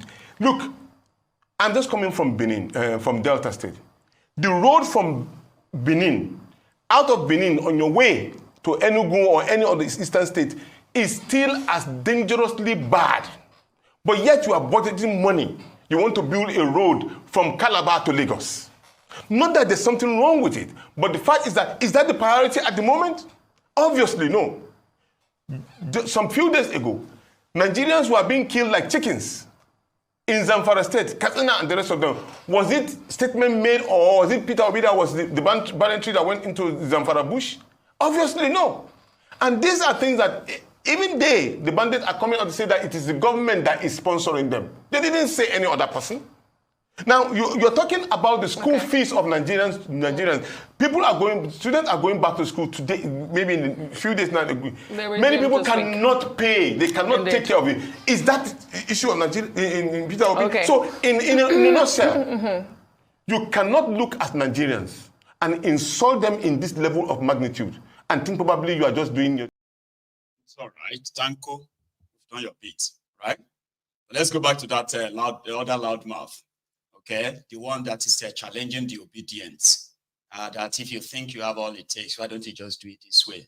I had that one too. Well, I was hearing about it early this evening, and I was just wondering, because at least since last year, the obedient movement has been an integral part of the Labour Party. Of course, as Tanko explained, you cannot contest election under current laws in Nigeria unless you belong to a political party. But there has been a lot of crisis in the Labour Party recently, including an attempt to change the National Executive Committee. And I can imagine that the obedient movement is a bit uncomfortable because there are some elements in the Labour Party, including the leaders of organized labor, who are not really obedient, and they feel that they are the ones that set up the party, that the obedience only flocked in last year. So possibly now, by organizing themselves as they said they will do, they probably are thinking of launching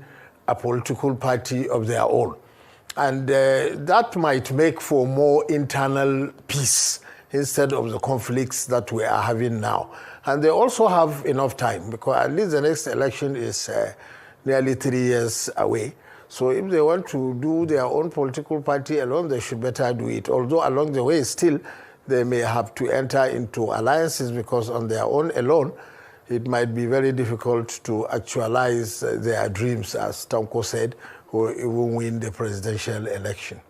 Indeed. Well, he didn't give a direct answer when I asked him if the plan was to eventually morph into a political party from the movement. But let's go back to the government of the day and the economic policies. The government is still pleading with Nigerians that this is necessary. It's a necessary evil that we must go through. But you had Felix Moka, the APC spokesperson, try his best to defend the administration.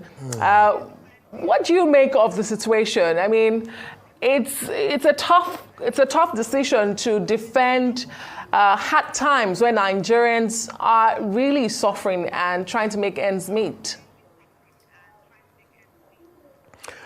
As you said, Mr. Morka tried very hard, but the most important question which I think you asked was like, when will the suffering end and citizens will begin to reap the fruits of the economic reform measures?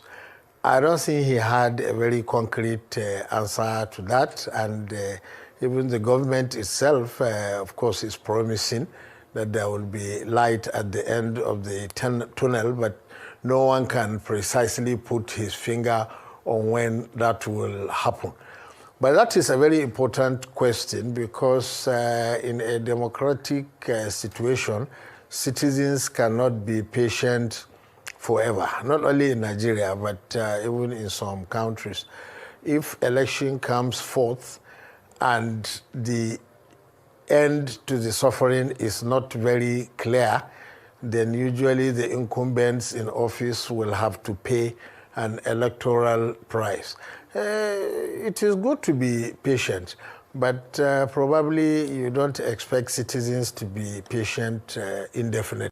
Well, I was hearing about it. Anyway, we will leave the obedience for now. There's something that is cocoa.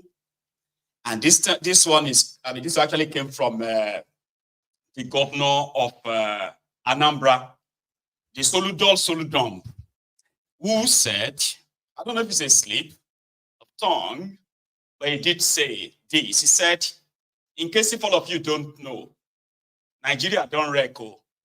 That since February, and it's just coming to kind of confirm what I have already shared with us here severally. I mean, as recent as last week or 2 weeks ago, when I said, every time they tell you that Nigeria oil production has jumped up, that Nigeria is now producing, what do you call it? It's now producing 1.5 million barrels of crude oil. I said, how many times have you asked them, how much is Nigeria making from the 1.3 million barrel of crude oil every day? How much is Nigeria making every day? How much are they paying to Nigeria? Apart from you reading every time that Nigeria is now producing 1.3 million barrels every day, how much is being remitted to Nigeria national cover every day or a month? Nobody gave me the answer because the answer is zero. Soludo said since February, shishi has not been remitted to Nigeria net cover from the sale of crude oil by the NNPC. And everybody seems to be comfortable. Ego mano Nigeria wugo. Uno na anu ya. Since February, March, April, May, na June agwụ NNPC, not one kobo. Gafa punye na federation account, ego a na-eji akụje weta. Fa punyere kobo. Uno na anụkwu ya. Ego a na-ejezi nke a na-eweta ebe a. Agbada. Ife a na-ewetezi ebe a bụ ego customs. Ife a kwụda na customs. Na ego ndị company kwụ na tax. Ọ ya ka a na-ekezi. Ego oil emego gịnị? Uno na anụkwu ya. Ọ dị mma ka onye ọbụla ị na-apụ ịghọta ya tata. February to June. Kobo, shishi, not remitted into Nigerian national purse. Can you even imagine that?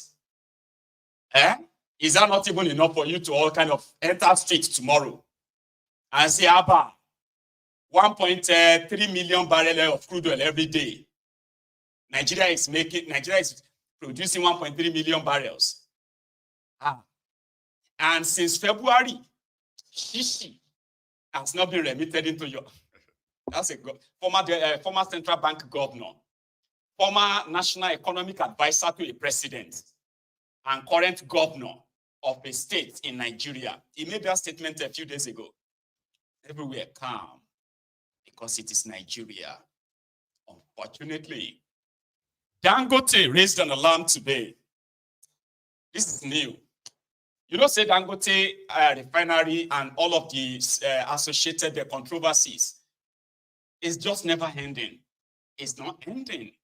How? Before Dangote, Nigeria as oil-producing country cannot refine our own crude oil. Nigeria export crude oil and imports refined petroleum products to sell to Nigerians at subsidized rates. And this subsidy is what wrecked Nigeria. Then Dangote built a refinery that's about 40-45% completed, producing, at least producing enough that could possibly even fill in your local consumption and demand. No. That moment, they can't say crude oil no day for Dangote. Before Dangote, right, you were producing crude oil, exporting it, bringing finished products. Now, Nigeria is importing crude oil, exporting finished products. Because according to Dangote, the oil marketers in Nigeria reported him to thiefnubu. Yeah, that Dangote Refinery's products, they are too cheap for them to patronize.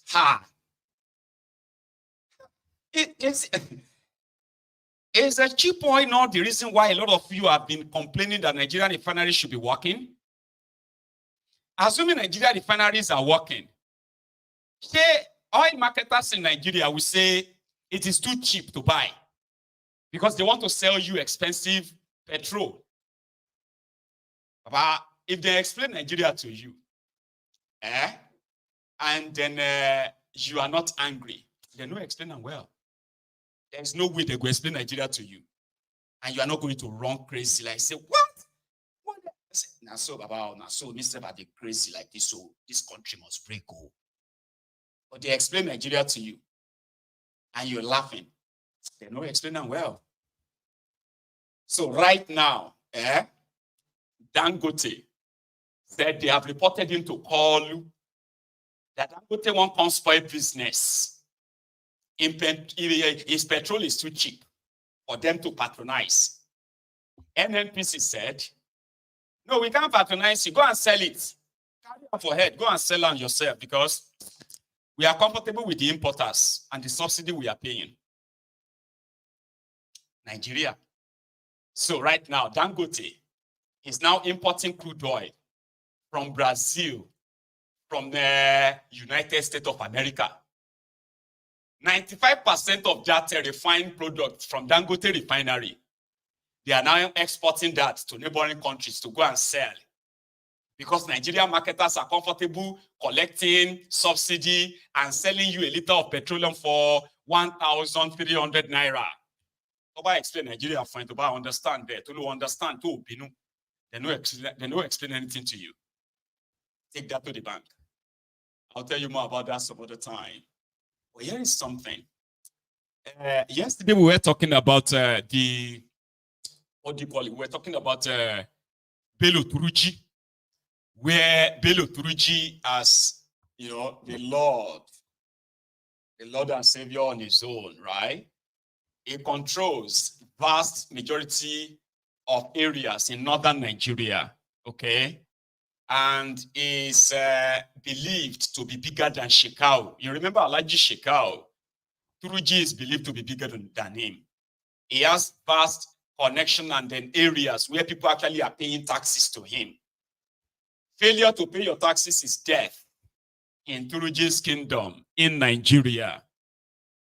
Today, some place called Gusau. Sorry, I'm not so used to some of those names, but I need to kind of read it. It says Gusau Funtua Highway, Zamfara area.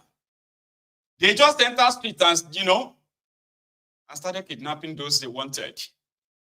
Yeah, unknown number of travelers have been kidnapped by terrorists suspected to be Turji and his men.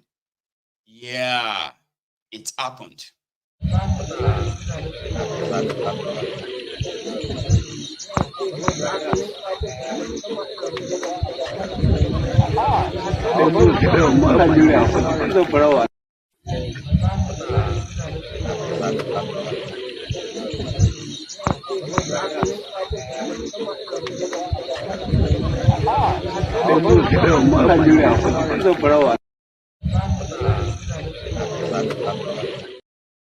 The news, in fact, the report was like, ever busy Gusau Funtua Highway, Cherry Highway to where ever busy. Look at highway.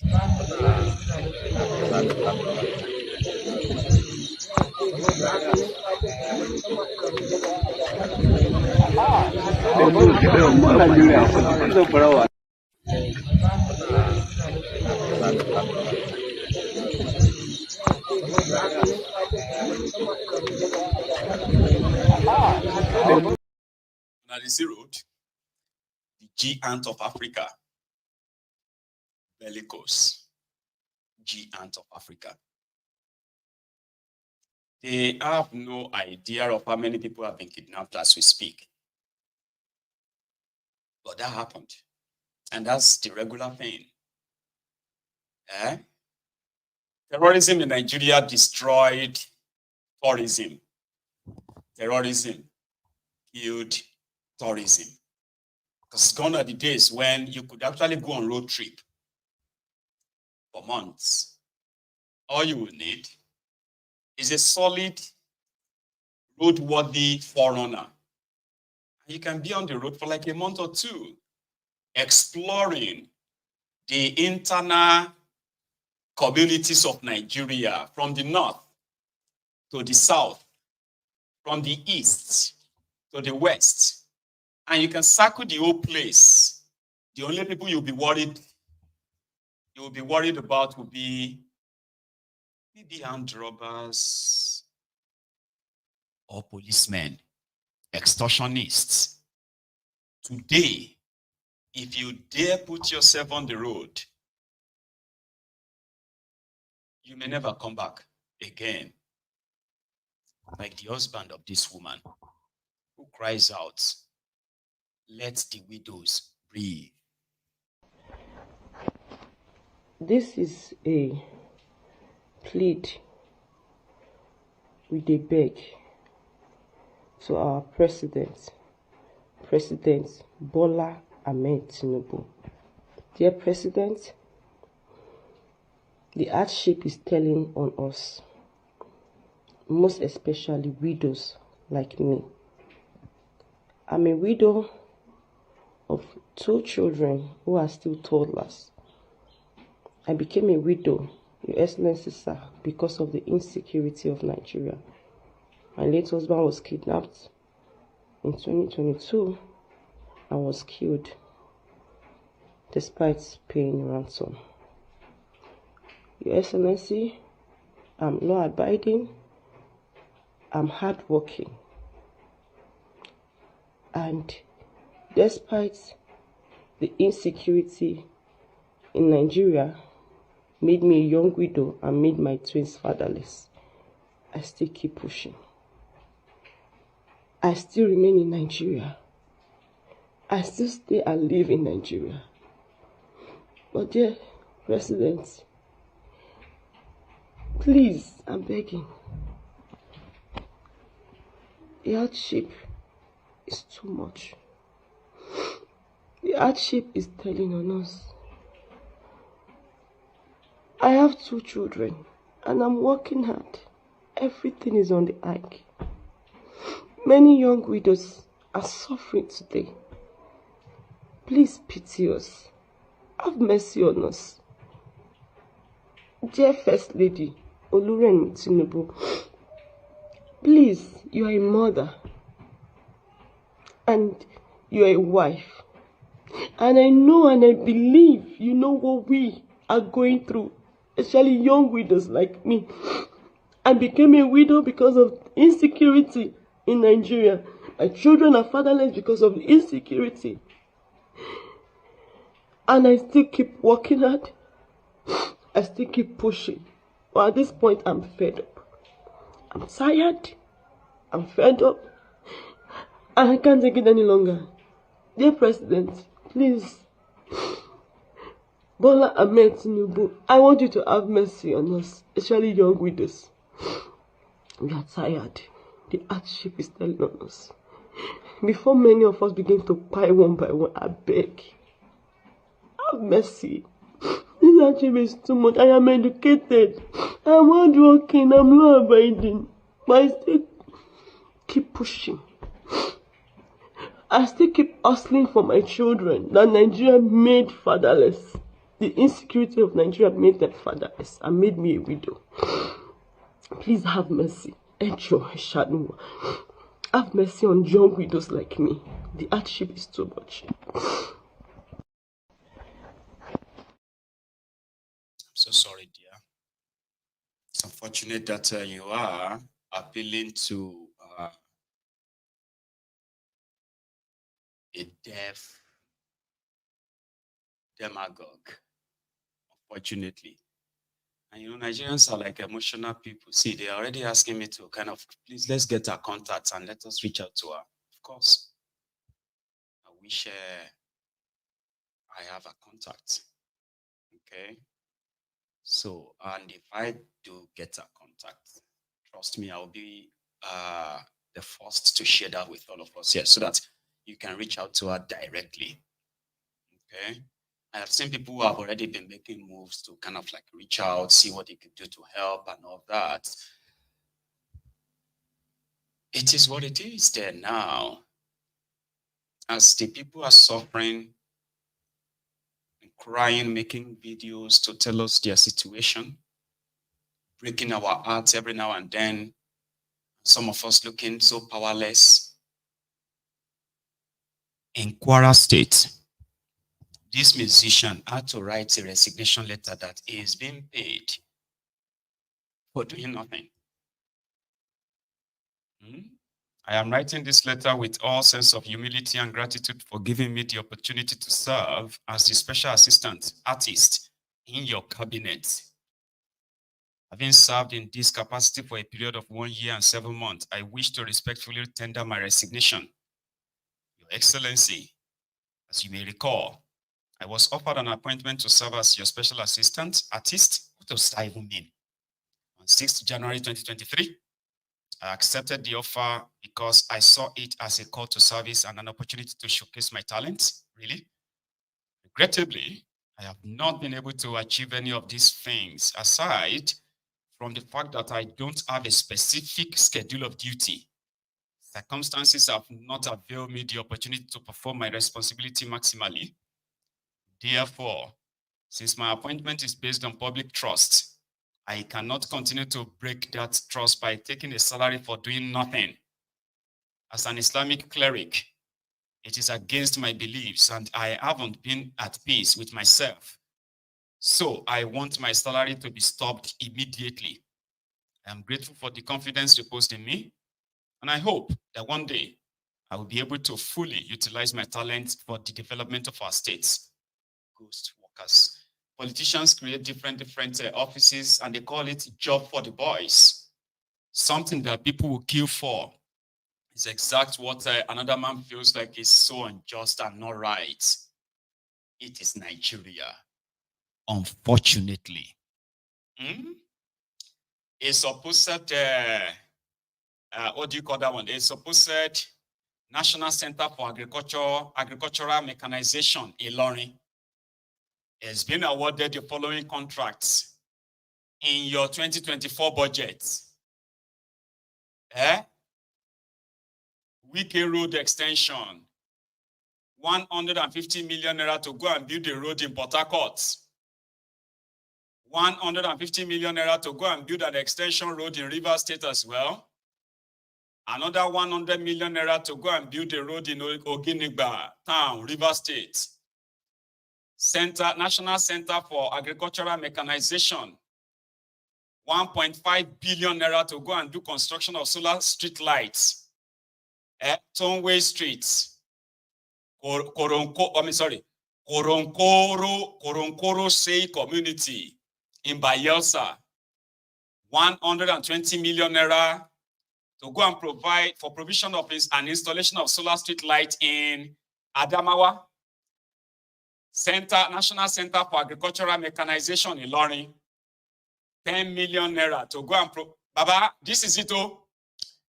This is called budget padding, where nearly 2 billion naira.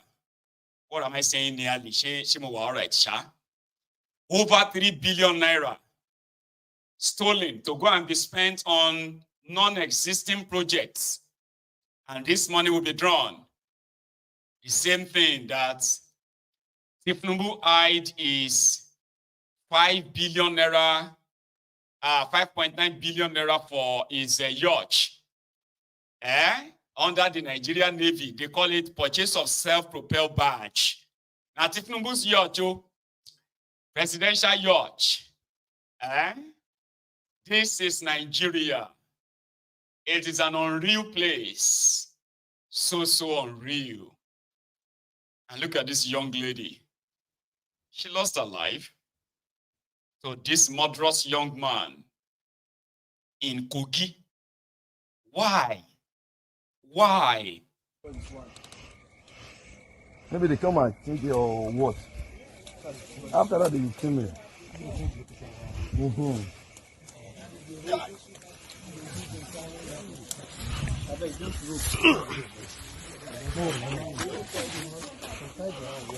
They tie the hand and the leg. You and who do one? I'm the only one. No, this cannot be only you. I confess. You say I should confess. I stay everything. This cannot be your work alone. I swear to God. Come. If they raise here now, you will see the private part. They don't come out. Sir, they didn't move anything. Sir, I swear to God. Hey, how many people did you kill? See, they even put cloth for him. You are who killed this girl? I'm the only one. I swear to God. What did you use in killing her? I strangled her. Struggle her to death. Yes, sir. Why? Why? They don't come out the womb. Sir, I swear to God, I think the womb that comes. Okay, wait. Why did you kill her? Sir, they confessed to me. I confessed to me. I told you. No, you told me everything. Thank you, but there is more to this. There's a body here before. Oh, what and what? What and what? Which part of her? What and what did you remove from her body? Sir, I swear to God, I didn't remove anything. I swear to God. Okay, why did you kill her? Joe, why did you remove anything? Sir, I told you now. Why did you kill her? I don't have to escape. That's why. Can you see my face? Why did you kill her? I kidnapped her, like I told you. You're gonna give doctor a chance to pass. She was trying to escape. So shall you see my Where did you face? kidnap her from? She know you before? No. Where did you kidnap her from? I brought her here. Where did you carry her from? From that gas station side. Gas station, you carry her? Yes, sir. How did you get her contact? I met her. You met her at where? She was going home towards that side, but I don't really know where her house is. Okay. You lure her to this side? Yes, sir. Okay. How many of you that killed her? I'm the only one, like I told you. Where did you kill her? Where? Around this side, she was trying to run. Where is your house around here? Down building here. Which building? This building there. Yeah, you kill her inside your house, right? No, by the side, because what time? What time? Towards the evening, around that 9. You carried that from. You carried that from down that side. I killed her. Then I dragged her. See the rope for the neck. And nobody sees you, sir. What time? Around what time? Towards that after around that 9. Very peaceful. I can look for nose mask. They have removed. Give me the. The heart. I'm so sorry that I kind of like gonna ruin your evening or your night. I'm so sorry. I should have probably brought that earlier than to the last. So I apologize. Okay, and I ensure that the image is not. The graphic part of it has been sort of cut off so that you are not going to be having nightmare when you go to bed. Young man who decided to kidnap this young lady and alive got caught short because to some of them, they could actually make money by killing another person. And that will hand them money, make them rich. In their desperation to make ends meet in a contraption where economically a lot of people have been taking off at the opportunity ladder, so therefore they could probably have to have a shortcut. I'll keep saying this to all of you young people. There is nothing called money ritual. If you kill anybody for money, you will be a murderer. You will not be a rich man or a rich woman. If you see anyone telling you that you could cut off somebody's head, remove their womb, cut their private parts, and turn them to money. If that's how it works, the person who won't do money ritual for you will be the first person to do it, and he won't do it for anybody else.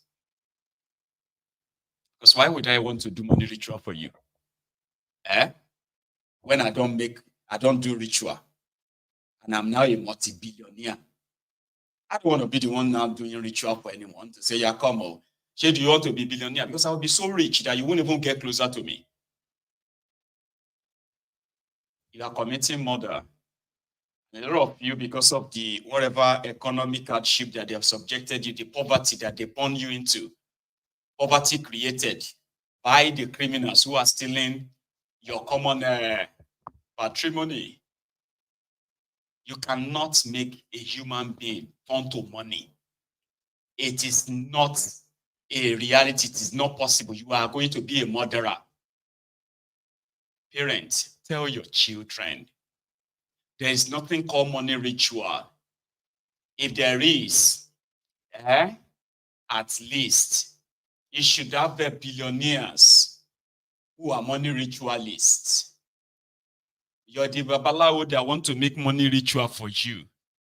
Do you think if he actually has the capacity to turn somebody to money, he will be asking you to go and bring 100,000 naira, to go and bring shinap, to go and bring goat, ingredients, and other stuff to make soup and food? Think about that. And I know the society is already gone. Gone.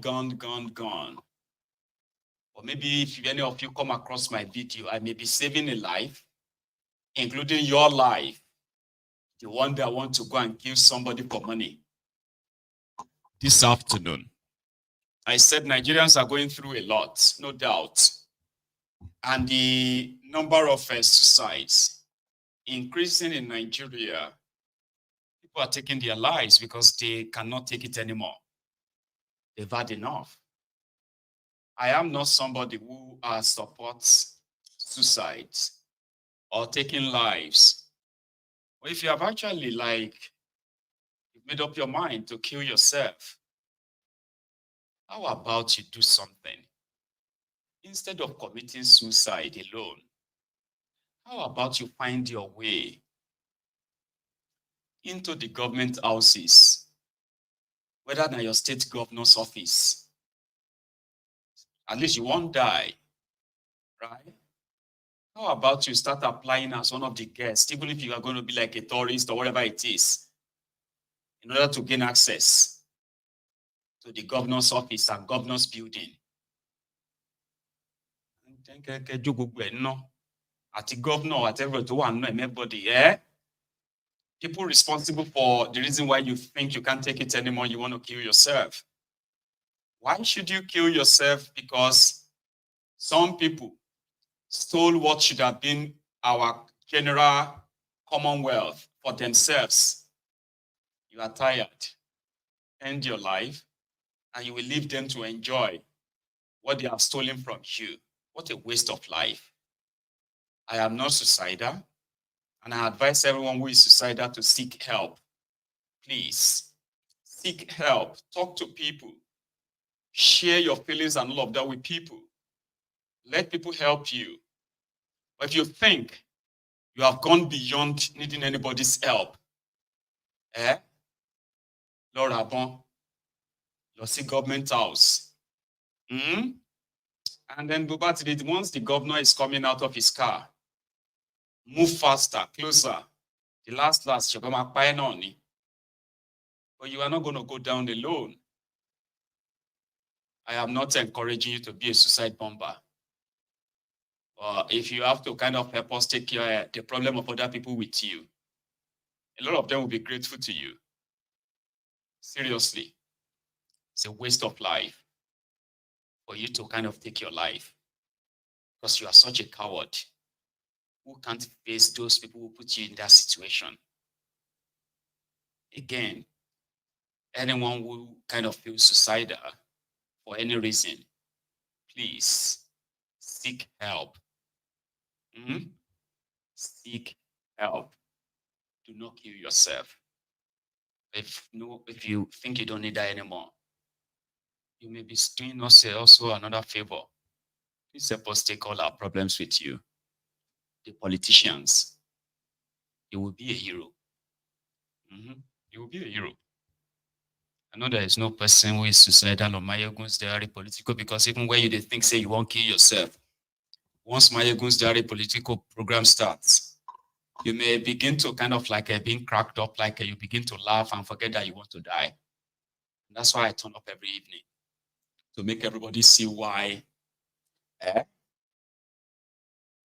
we all have a role to play. After understanding our situation and those responsible for them. If you have to go, please take them with you. And we will remember you. We will never forget you. Ever. Thank you. So, thank you very much. Say no to suicide. If you have any sort of a suicidal thought, yeah, things can be so bad, so tough, I understand. Please talk to people. I am not a counselor, okay? And I may not have the right word to even tell you. Sometimes people think that I am very cold. No, I'm not. It's just that when I look at those who cause the 90% of the problems that a lot of you are facing, from the economy to the rest, and I see them get away with a lot, celebrate the destruction they have put all of us through. I just really wish that any of us could be a martyr. The one that would just go straight and walk straight to them and say, you know what, Mafi, what you do feeling? The worst case scenario is that they will shoot you and kill you, right? But you won't be going down alone. Anyway, if again, I don't know what the suicide number is in Nigeria. I do not know what it is in the UK or anywhere else. I've never been suicidal. And I will never be. You know why? I am an Ijebu man. From where I come from, okay? We believe that life is so precious. Oh, life is so beautiful. And there is no hard time that will ever make us feel like we want to die. Because they say tough time doesn't last. Tough people do. So maybe if you become tougher, okay, we could probably be changing the world together too. Please don't kill yourself, please. Thank you. And to the rest of us, prayer docents, I'm so sorry, I should have probably tell you this. I don't know if you're watching, okay? And I also believe that maybe Paul is watching as well. So I have delivered your message a while back, like about a week or two ago, just a few days after you sent to me that, so I delivered your message to Paul. And I don't know if he has a means of reaching out to you to say thank you, other than on this platform. So yeah, Paul, prayer docent. Yeah, too often I'm not going to talk to yourselves when you see yourselves, okay? And to the rest of us, thank you again for spending your evening with me. I'm going to see you again some other time. Until then, please like this broadcast, subscribe to my channel, share this broadcast, set your notifications on, and I will be back same time tomorrow. Good night.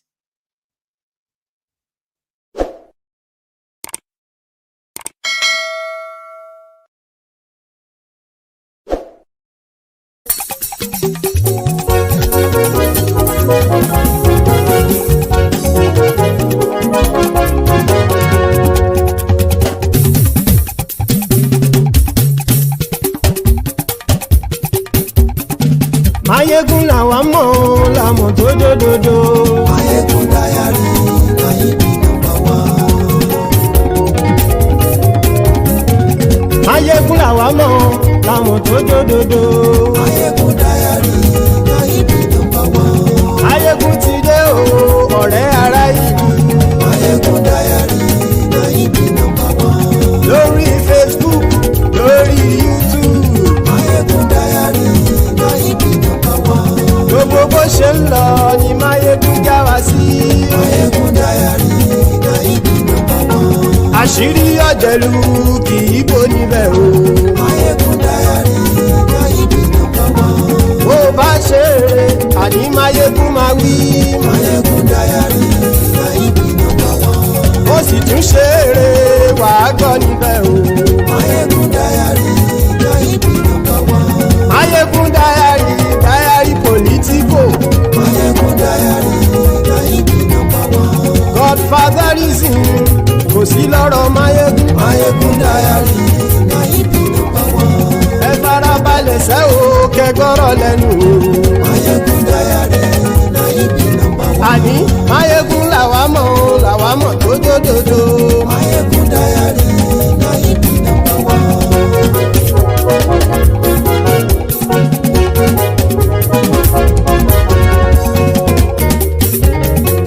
Àní ẹ̀sùn ràkì. Máyégún ti dé. Máyégún ti dé. Ọ̀jẹ̀lú ẹ̀sùn ràkì. Máyégún ti dé. Àní ẹ̀sùn ràkì. Máyégún ti dé. Lórí Facebook. Máyégún ti dé. Àní ẹ̀sùn ràkì. Máyégún ti dé. Lórí YouTube. Máyégún ti dé. Àní ẹ̀sùn ràkì. Máyégún ti dé. Bọ́ bàbá gbé wúrẹ́. Máyégún máa wí. Àní ẹ̀sùn ràkì. Máyégún ti dé. Ijó ìgbádìyẹ. Máyégún máa wí. Àní ẹ̀sùn ràkì. Máyégún ti dé. Presido bá rúfin o. Máyégún máa wí. Àní ẹ̀sùn ràkì. Máyégún ti dé. Kí gómìnà kówó jẹ. Máyégún máa wí. Àní ẹ̀sùn ràkì. Máyégún ti dé. Ọlọ́pàá tí ń darí bá. Máyégún máa wí. Àní ẹ̀sùn ràkì. Máyégún ti dé. Aṣòfin tí ń rúfin o. Máyégún máa wí. Àní ẹ̀sùn ràkì. Máyégún ti dé. Òpùrọ́ olóṣèlú. Máyégún máa wí. Àní ẹ̀sùn ràkì. Máyégún ti dé. Ọ̀jẹ̀lú ẹ̀sùn ràkì. Máyégún ti dé. Àní ẹ̀sùn ràkì. Máyégún ti dé.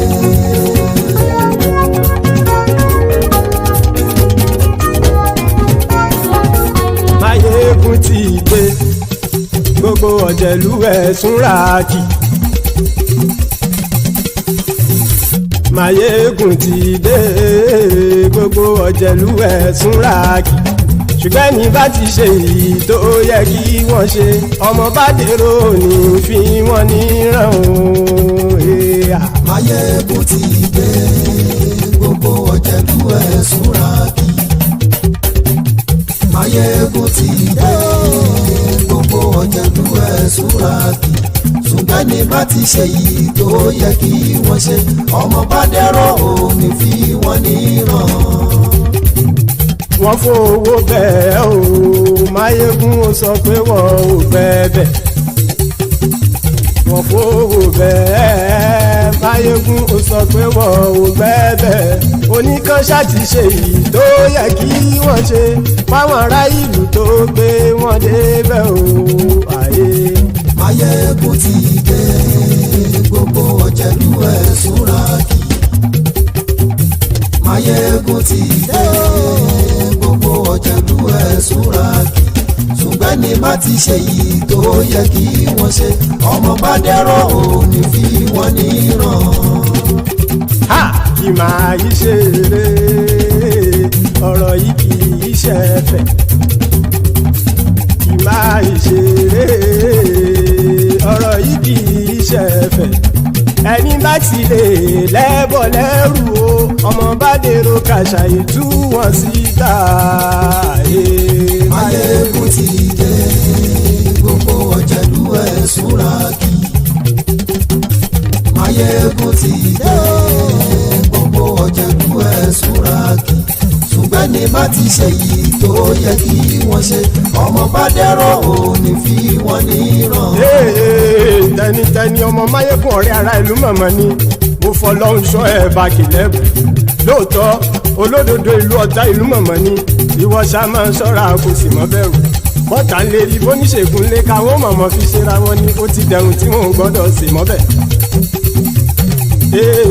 Èèpo ọ̀bọ lọmọ bá dérò tàjẹ́ ò gbọ́dọ̀ jẹ́, ó ti dọba lórí abínú ẹni kò sì mọ́ fòyà. Àìsíwọ́lu ní ẹnìkẹ́ ìgbódì ẹyin lábàrá o, ó kó ẹni tó bá dán o àkàmù. Máyégún ti dé. Gbogbo ọ̀jẹ̀lú ẹ̀sùn ràkì. Máyégún ti dé gbogbo ọ̀jẹ̀lú ẹ̀ súnra kí o ẹni bá ti ṣe yìí tó yẹ kí wọ́n ṣe ọmọ bá dèrò òní fi wọ́n níran o. Máyégún ti dé gbogbo ọ̀jẹ̀lú ẹ̀ súnra kí. Máyégún ti dé gbogbo ọ̀jẹ̀lú ẹ̀ súnra kí. Ṣùgbọ́n ní bá ti ṣe yìí tó yẹ kí wọ́n ṣe ọmọ bá dẹ̀rọ̀ òní fi wọ́n níran.